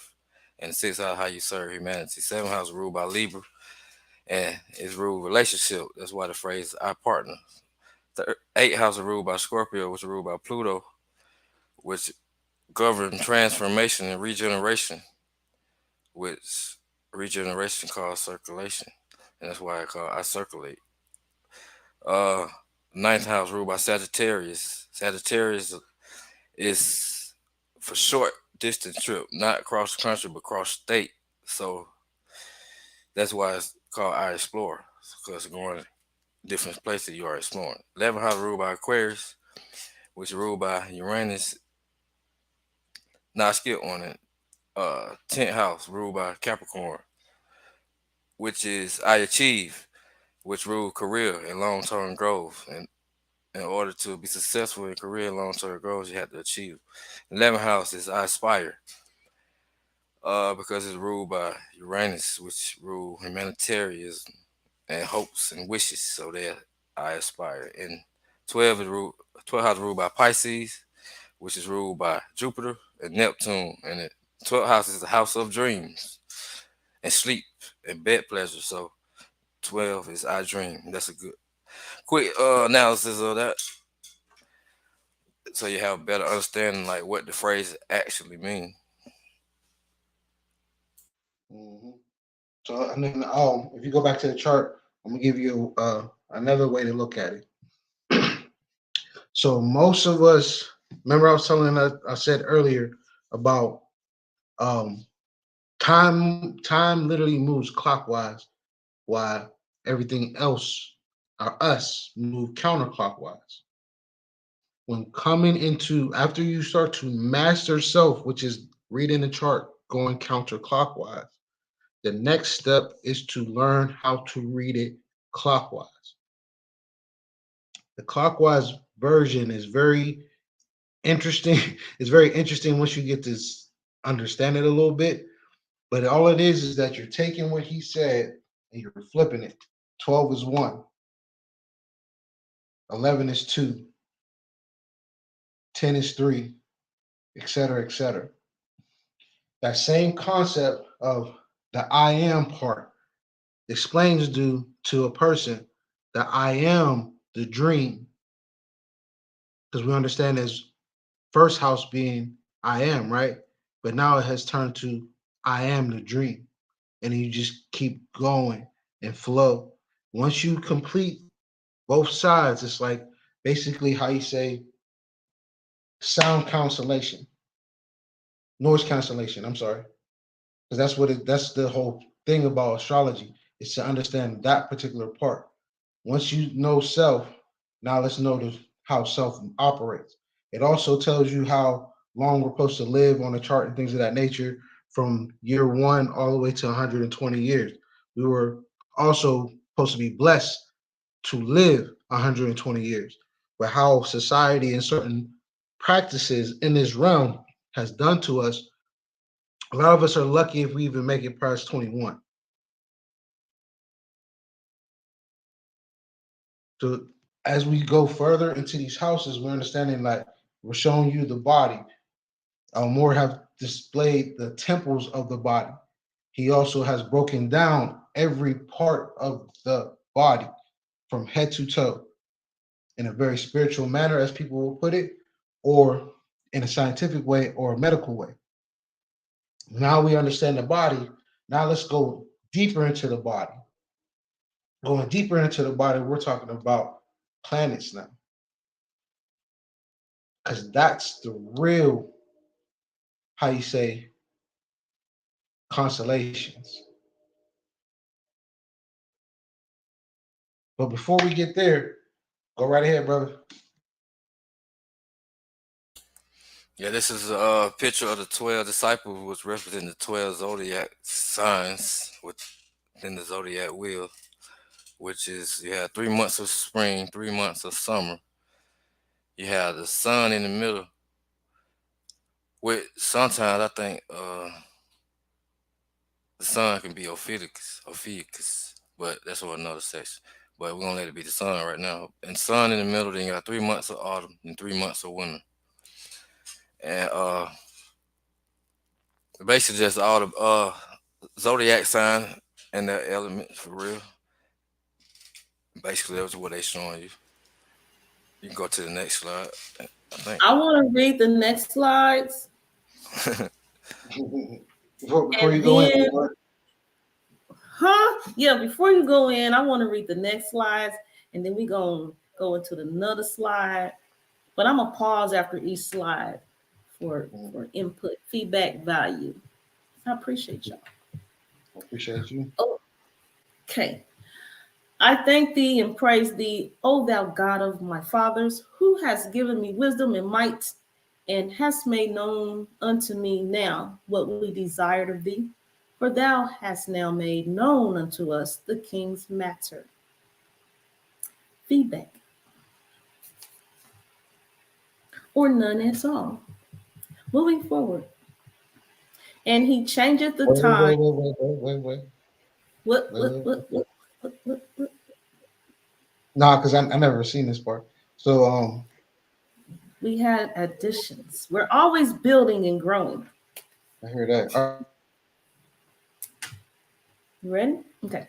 And he changeth the times and the seasons. He removeth kings and setteth up kings. He giveth wisdom unto the wise and knowledge to them that know understanding.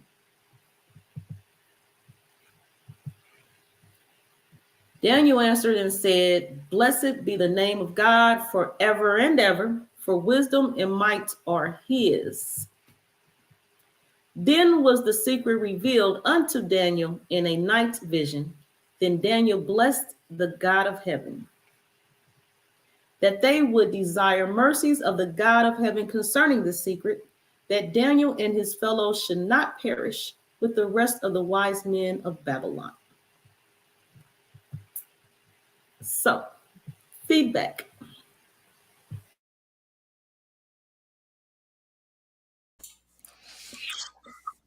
Yeah, I think this is the one that we're talking about how they changed the times and how they inverted the zodiac wheel.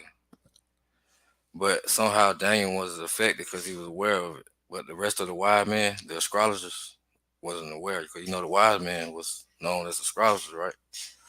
They was unaware of the change, how they changed up the whole, inverted the whole system. They was unaware, so they were kind of lost, like how they were reading the stars, it really wasn't accurate no more because it had been inverted some type of way. But that's what I'm trying to come to the conclusion how and why. You can go to the next slide. Now we looking at the real Western. Yeah, I was about to say that might not be too accurate. We can go past that one. hmm So this is like, oh wow, okay, all right. Now we really getting in there. All right, let's get it. Or I just wanted to read Yeah, for L before we go, because we again have not even got into the presentation. This is all a warm up, an intro to get y'all prepared. right. Cause we can't go too deep, cause we might lose some people. So I'm just gonna be surface level with it. Uh, we all know Jesus, the Sun God, but right here, I don't think this referring to the Sun God or the sun in our solar system because, as you see, it's kind of underground, right? Looking up at the other sun, it's like a sun crescent right here or something. Then you got the right corner, it's another sun. That's why I say about the three suns. The three suns are present right here. You got one over the Christ's head, which is the underground. I think this whole brown background is the underground. It's just my conclusion of my interpretation. It's on this background is the underworld, right? And on the inner earth have his own sun. That's why it kind of look darker. And he throwing up the ass below, so above gestures with his hand, right? So I guess he's saying as above, so below. That's a sun above and a sun below the surface, right? Mhm. And looking at the four stars, which we consider, I know one of them be Venus and one of them be Mercury, Mars, and one more. I'm not for sure which particular star these is, but I know uh, Venus and Mercury are always close to the sun. Mhm. But they could be showing the both of the suns having their own star solar system, which is Mhm. all in the firmament or the dome. What you see, the snake would create the Ouroboros, the snake, and that's part of the firmament or the dome, which all these planets are under. And that's for another topic. But Earth, Mars, Venus, Saturn, Pluto are all on this landmass. That's a whole nother discussion, but we're gonna get deep in that. I think this showing you. And like the firmaments of the dome, just different dimensions of that landmass. Like those gateways or security portal where you just can't go through because you gotta have certain be made of certain elements to even enter it. But in the future, I think we're gonna find a way how we can travel to the planet without getting on the ship and all that because they on the land. But anyway, that's a whole nother topic. And this sun could be Nibiru. I'm not sure though, but anyway, it's a sun god. It's a different sun god from the Jesus Christ sun god, or it's an inverted sun god of the one that existed in our solar system.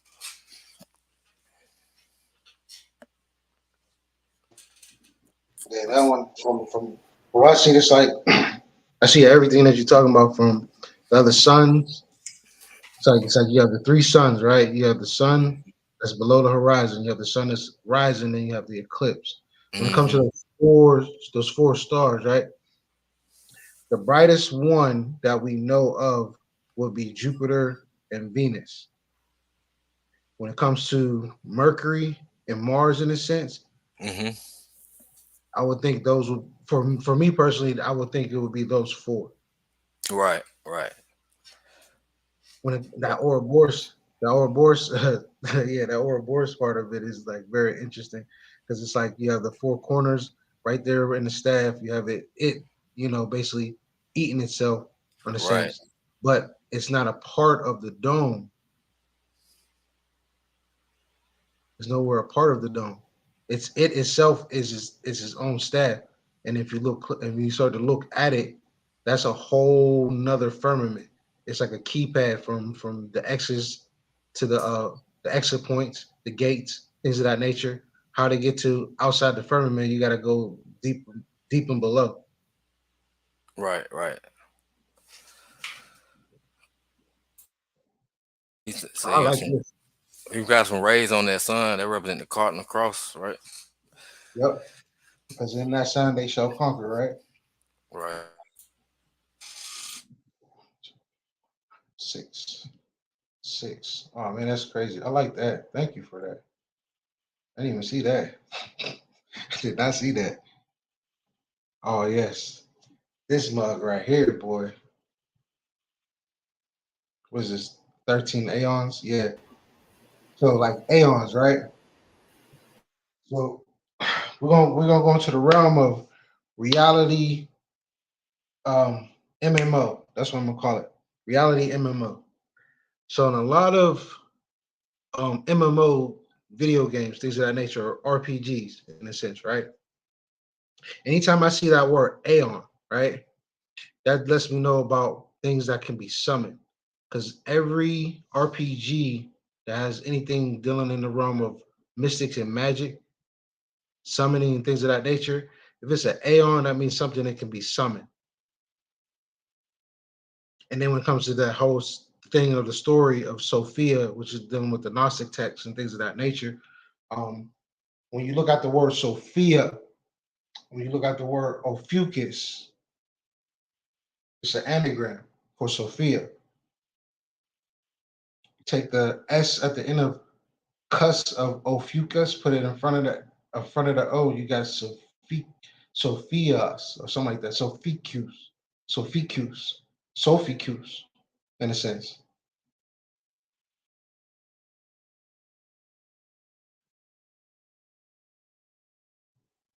And then you got 13 aeons and the transfiguration of Sophia.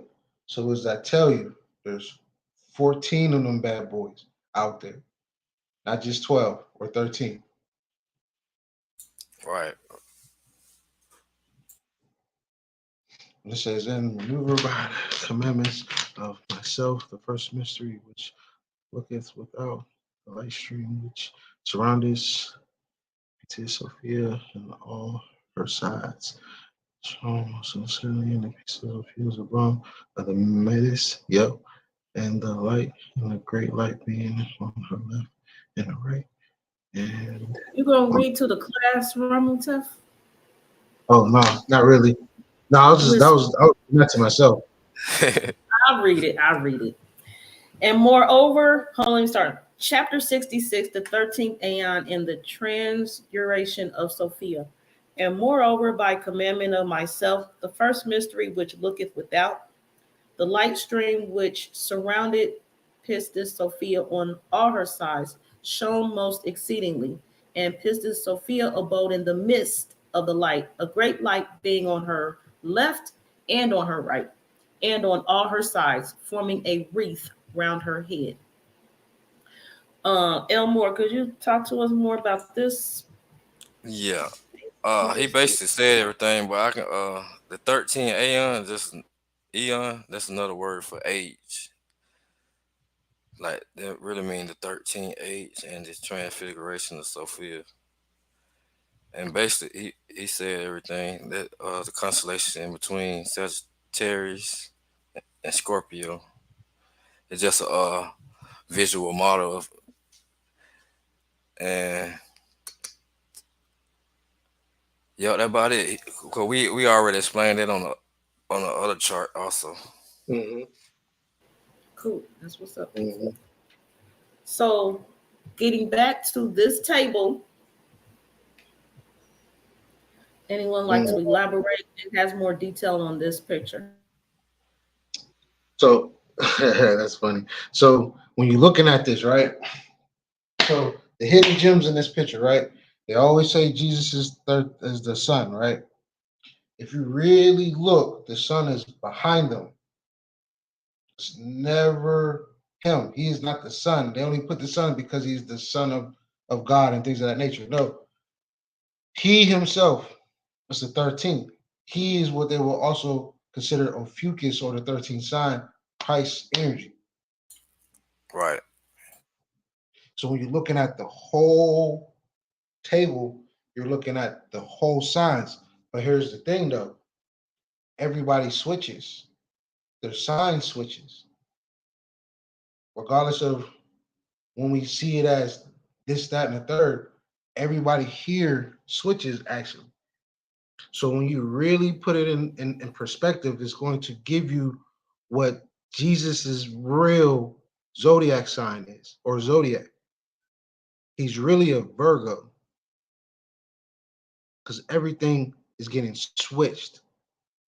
And when you start to put everything in its proper alignment, you can go from Aries, then a Virgo, then a Libra, then your man who's a Scorpio, and then a person that represents Sagittarius in a sense, it will become a 13th sign. Right. And then when you start to put the seasons in, this is the most important part when we're talking about cardinal points, going with mutable, fixed, cardinal. What we're looking at is a display of cardinal points versus mutable points or fixed points. When you start to adjust each and every one of them to their points, it's going to show a different type of image and show you who is the real, how you say, in a sense, the Messiah in three different ways. It's not just the man in the middle who represents the sun. It's when you really look at each and every one of them, you'll start to find out who's the Messiah of each particular season. And then you'll start to find the different parts of it and so on and so forth. I don't want to go too deep. My apologies, but it's just seeing, just letting people know that the sun is already there. The sun is behind all of them. It's not him. He is not the sun. The sun is already outside of everybody. Because if there was no, if he was the sun, everything would be bright outside. But in the picture, everything is bright. So why represent this man as the sun when the sun is already outside? Right.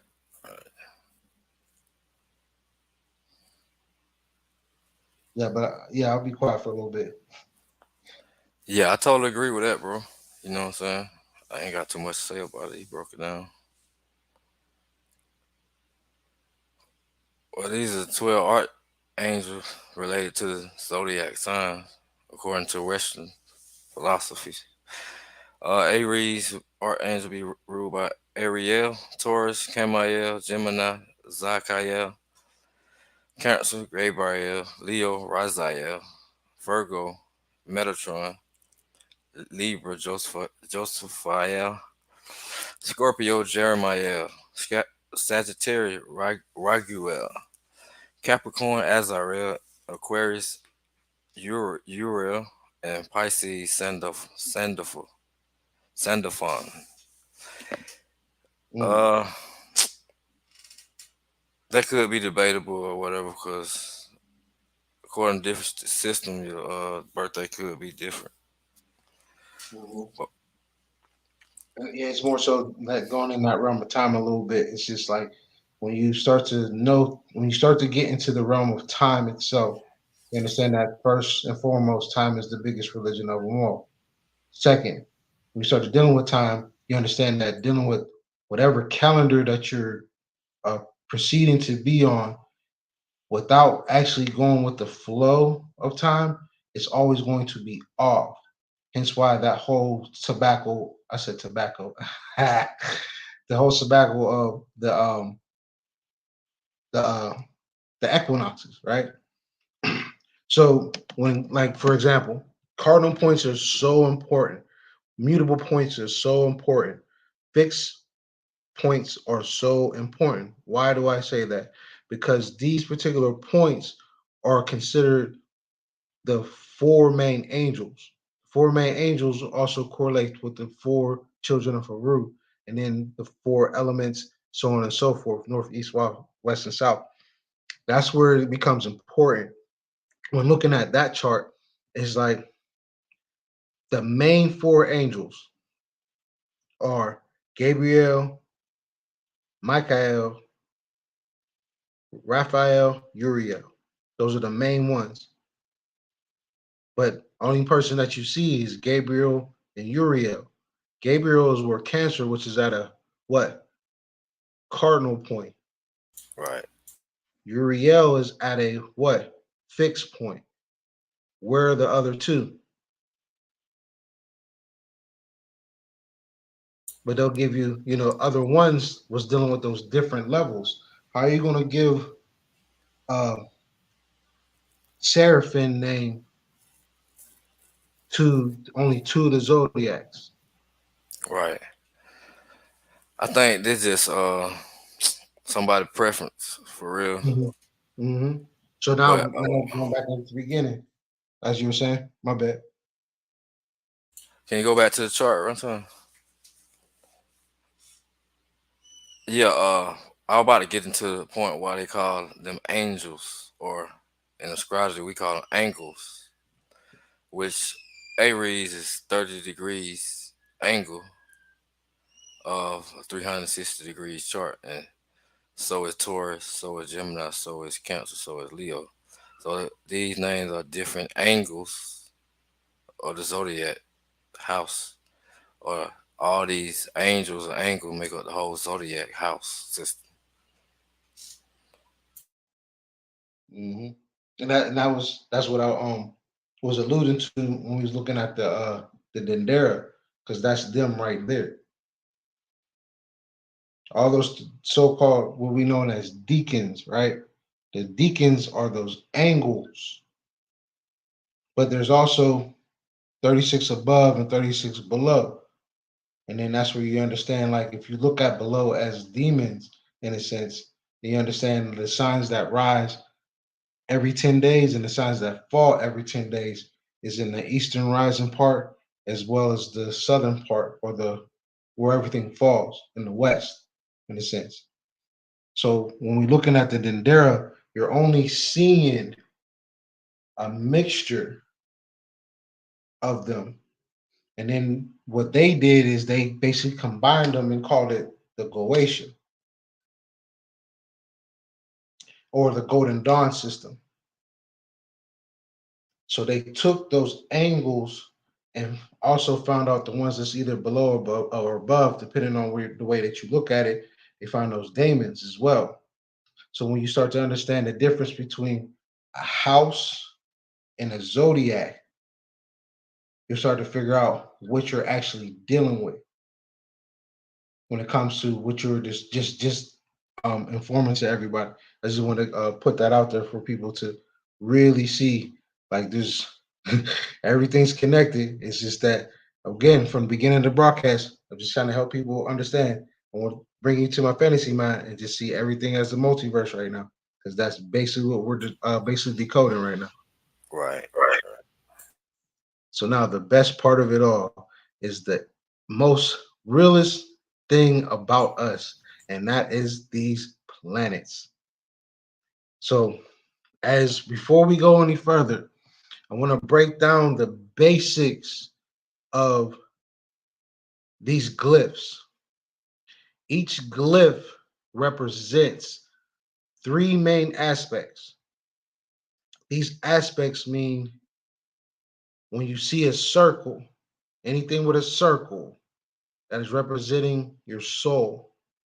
Anything that is crescent, that is spirit, and anything that is shaped as a cardinal point or cross or crucifix, however we see it, the word, whatever word we use, that is representing as matter.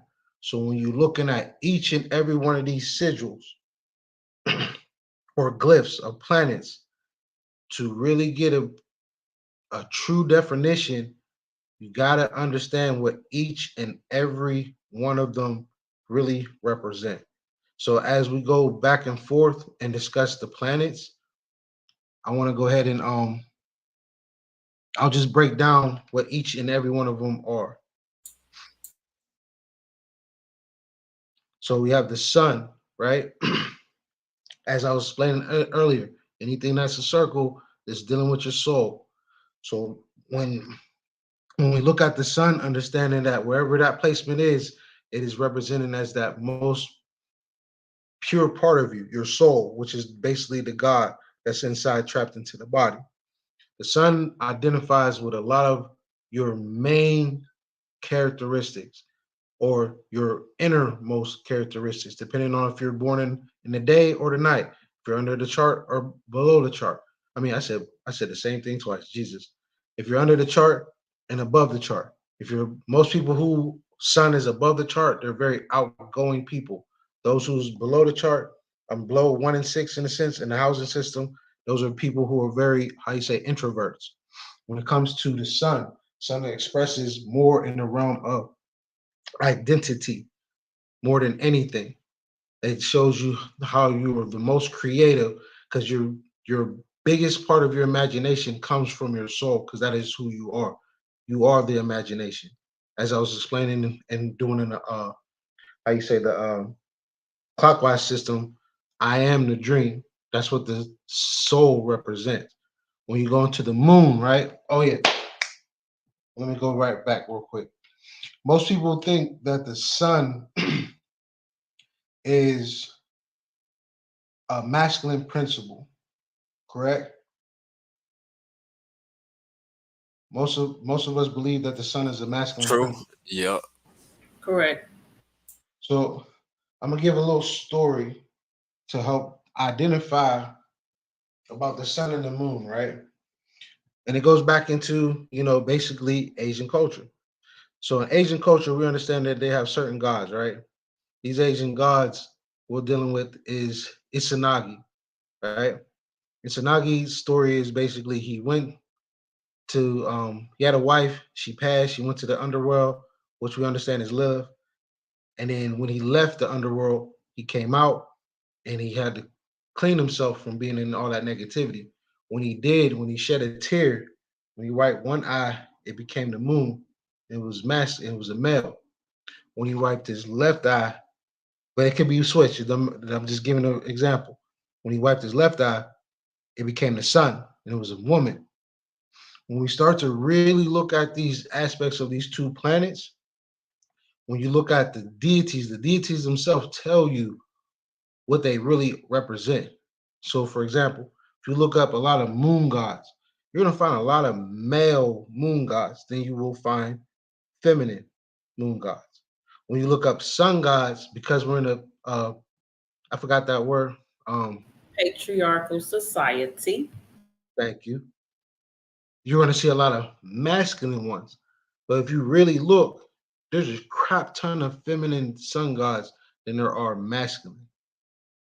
I just want to just put that out there for the people to understand that a lot of what we've been taught, we got to unlearn to relearn it in a lot of ways. When it comes to especially those two aspects themselves, we really got to understand that the sun itself tells you, and a lot of, and then in science and things that we learn, they give birth because a sun is a what? A star. The only thing that gives birth in this planet is a woman. When it comes to that moon, right? The moon represents his masculinity, and that's why they say, the women are ruled by this particular planet because in this particular realm that we're in, only way we can truly create life is by guided by a male principle. That male principle is the only thing that's going to help to share into creating life. Hence why the moon is the thing that guides that child into this world. And then when you look at the symbols, back into the symbols, the sun represents your soul. The moon as a crescent represents spirit, dealing with emotions. And as much as we all learn by now, emotions means what? Energy and motions. So when we're talking about our emotions, we have to think about the parts of yourself that we basically bring that energy, which is basically the emotions. And then goes into the realm of instincts, things of that nature. And then when we start to go deeper into these planets, you'll start to see more and more of the same repeats. Like, for example, Mercury. Mercury is spirit over soul over matter. You got Venus, which just represents soul over matter. We got Mars, but we'll get to that later in the broadcast when we start to explain why the symbol of Mars has been changed to what we see today. But the original symbol for Mars is basically Venus upside down. So it's meaning what? Matter over soul. Then we get to Jupiter. Jupiter shows you right then and there. Spirit over matter. Then we get to Saturn. Saturn over spirit. But it's the flow of the spirit because it's curved.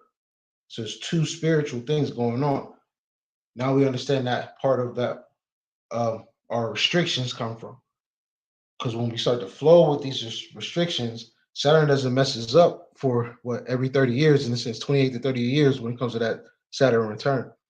When it comes to the what's next?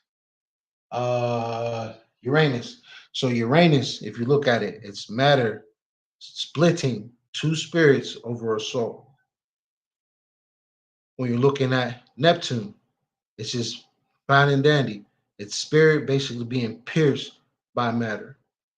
And then you got Pluto, which is basically showing you the esoteric version of Pluto. But when you look at Pluto in the modern day, it's basically soul that's encapsulated by spirit that's over matter. And then as we were talking in the beginning of the broadcast, Elmore, you can go right ahead and break down those planets for us, please. Talking about the attributes. The sun focus on our vitality, our sense of purpose, our identity, our sense of energy. I know if you got a strong sun, strong position of sun, this person will like have high energy drive and stuff. But the moon represent our psychological thinking. And before I get to that, I want to say, like you said, the sun represent the feminine aspect and the moon masculine. Like I said before in the beginning of the presentation, some way somebody inverted the whole system. I don't know how that worked, but some way that happened somehow. And by them inverting the system had me thinking, what, like, how would it work if they just flip everything around? It worked because of collective consciousness. It's just my opinion. Like, whatever the world is aware of, that would come to reality. So whatever they present to our consciousness is automatic program of subconscious, which is the truth for real. But anyway, the moon governs our emotions intelligence, how we process our emotions, our instincts. Mercury governs the way we process information consciously. Communication skills, it represents siblings, it represents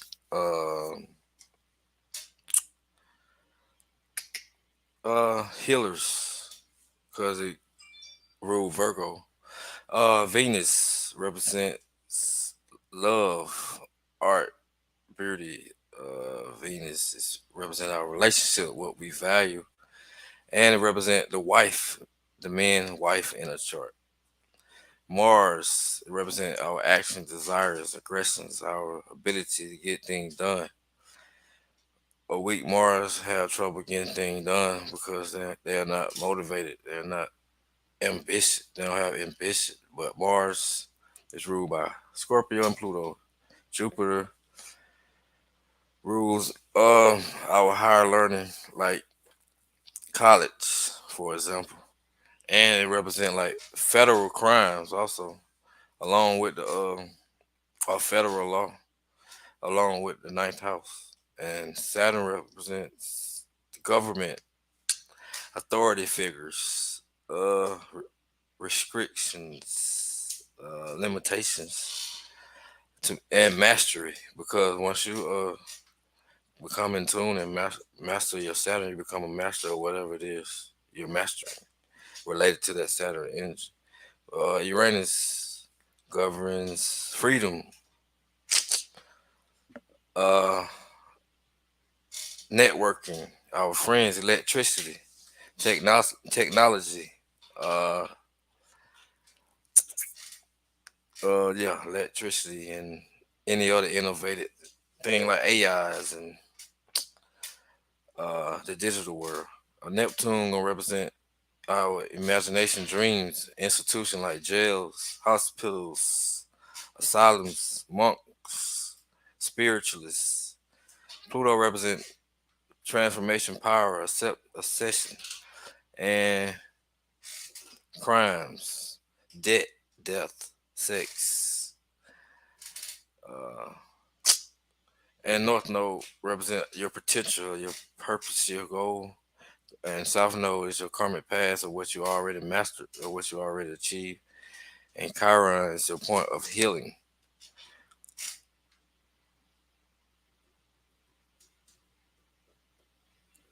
which is associated with the 13th sign. I believe Chiron, from what I read upon it.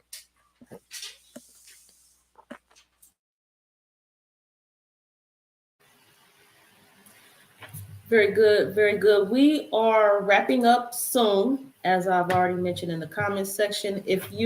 Some people don't like to type in the comment section, just go ahead and share your feedback, comments, questions with one of us, and we'll respond within this series. Elmore, if you would, share your closing remarks. I will share mine, and then I'll have Ramutef Club close us out. Gratitude. No problem. Yeah. To sum up the presentation, basically showing you how the stars and the signs, the zodiac, and the constellation relate to the human physical body and biology, and how they have a major influence on us, and how we can improve ourselves by better understanding the stars, because as above, so below. And I watched a couple stuff on TV with ancient alien stuff like that when they said it was the star people. It couldn't have been no humans. No, we the star people that they talking about. That's a part of the program and shit too. But we are the star people. We just ain't learn how to utilize the star power that reside within us. You know what I'm saying? So when we come to the better understanding of that, we can master ourselves. Like I said before, we'll master the stars. And mastering the stars is mastering your body parts, which is the stars are related body parts. So once you become self-aware of the star, you become more self-aware of yourself. That's why astrology is so important. And it's not just it's a science and not just no hocus pocus pseudoscience shit. This is a real science. So I think we need to get more in tune with that. You know what I'm saying? And it's something that you just can't learn in 2 weeks. So this take time. Just like self-awareness take time to learn yourself. You feel me? So we'll get to that point.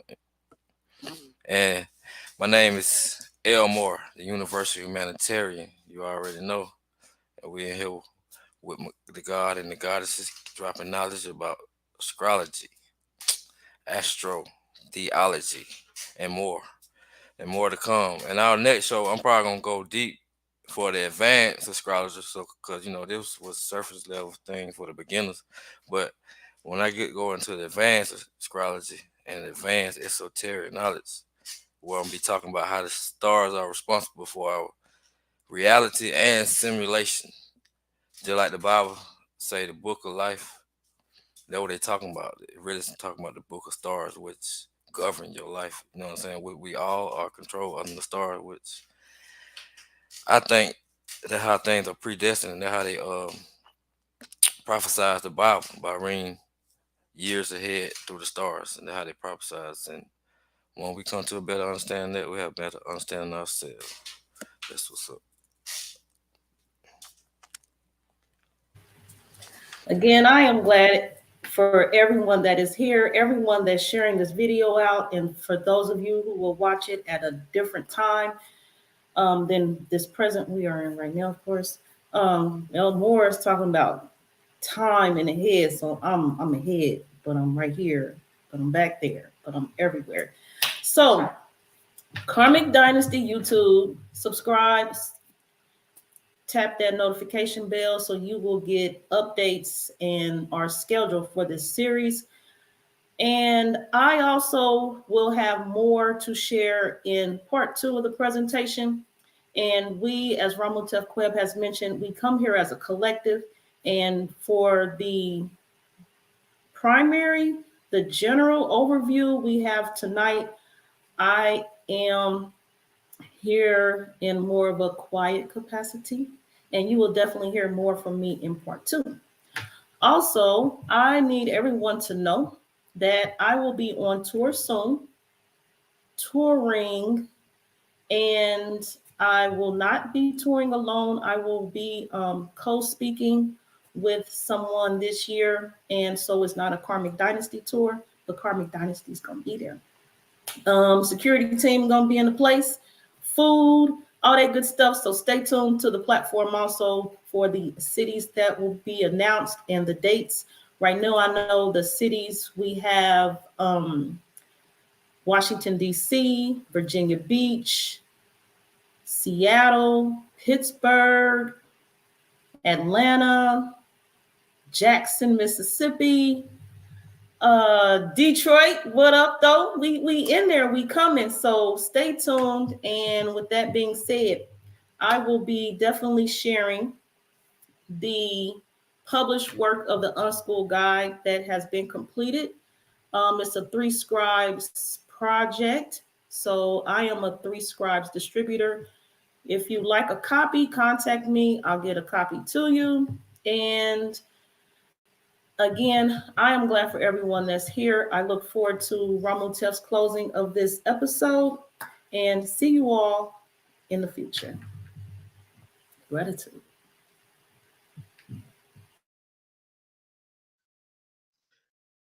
Yes, thank you everyone for being here.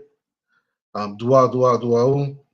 I appreciate the brother Elmore for being with us. Definitely, man, it's an honor and a privilege to be in front of you. It's an honor and privilege to be in front of the Hamet Esram as well. My closing thoughts. A lot of what we know, we're trying to unlearn, as I said before. We truly got to unlearn. Why do I say that? Because we are what they would call prisoners of war when it comes to this realm as well. Understanding that we as a people, individually and collectively, need to find out what it is that can get us to that next step. Anouk Ramatev Kweb. I'm Ramatev Kweb. You can find me on Instagram as Ramatev Kweb _. You can find me on Facebook as Ramatev Kweb. You can also find me as the one half of the Ma'at Ride, the DNA of DNA. Come check out our website. Till next time, may we all get some rest, ponder on a lot of what was discussed, and let's get back to knowing our own way of doing things versus being on top of what they have. Because this is the war, people. The war is these particular things. If you go by one, you have sided with that particular thing. It's time for us to get beyond this. It's time for us to just deal with the planets. Not so much the signs, but we'll get into that to part 2. I appreciate everybody. Peace. Peace. Peace.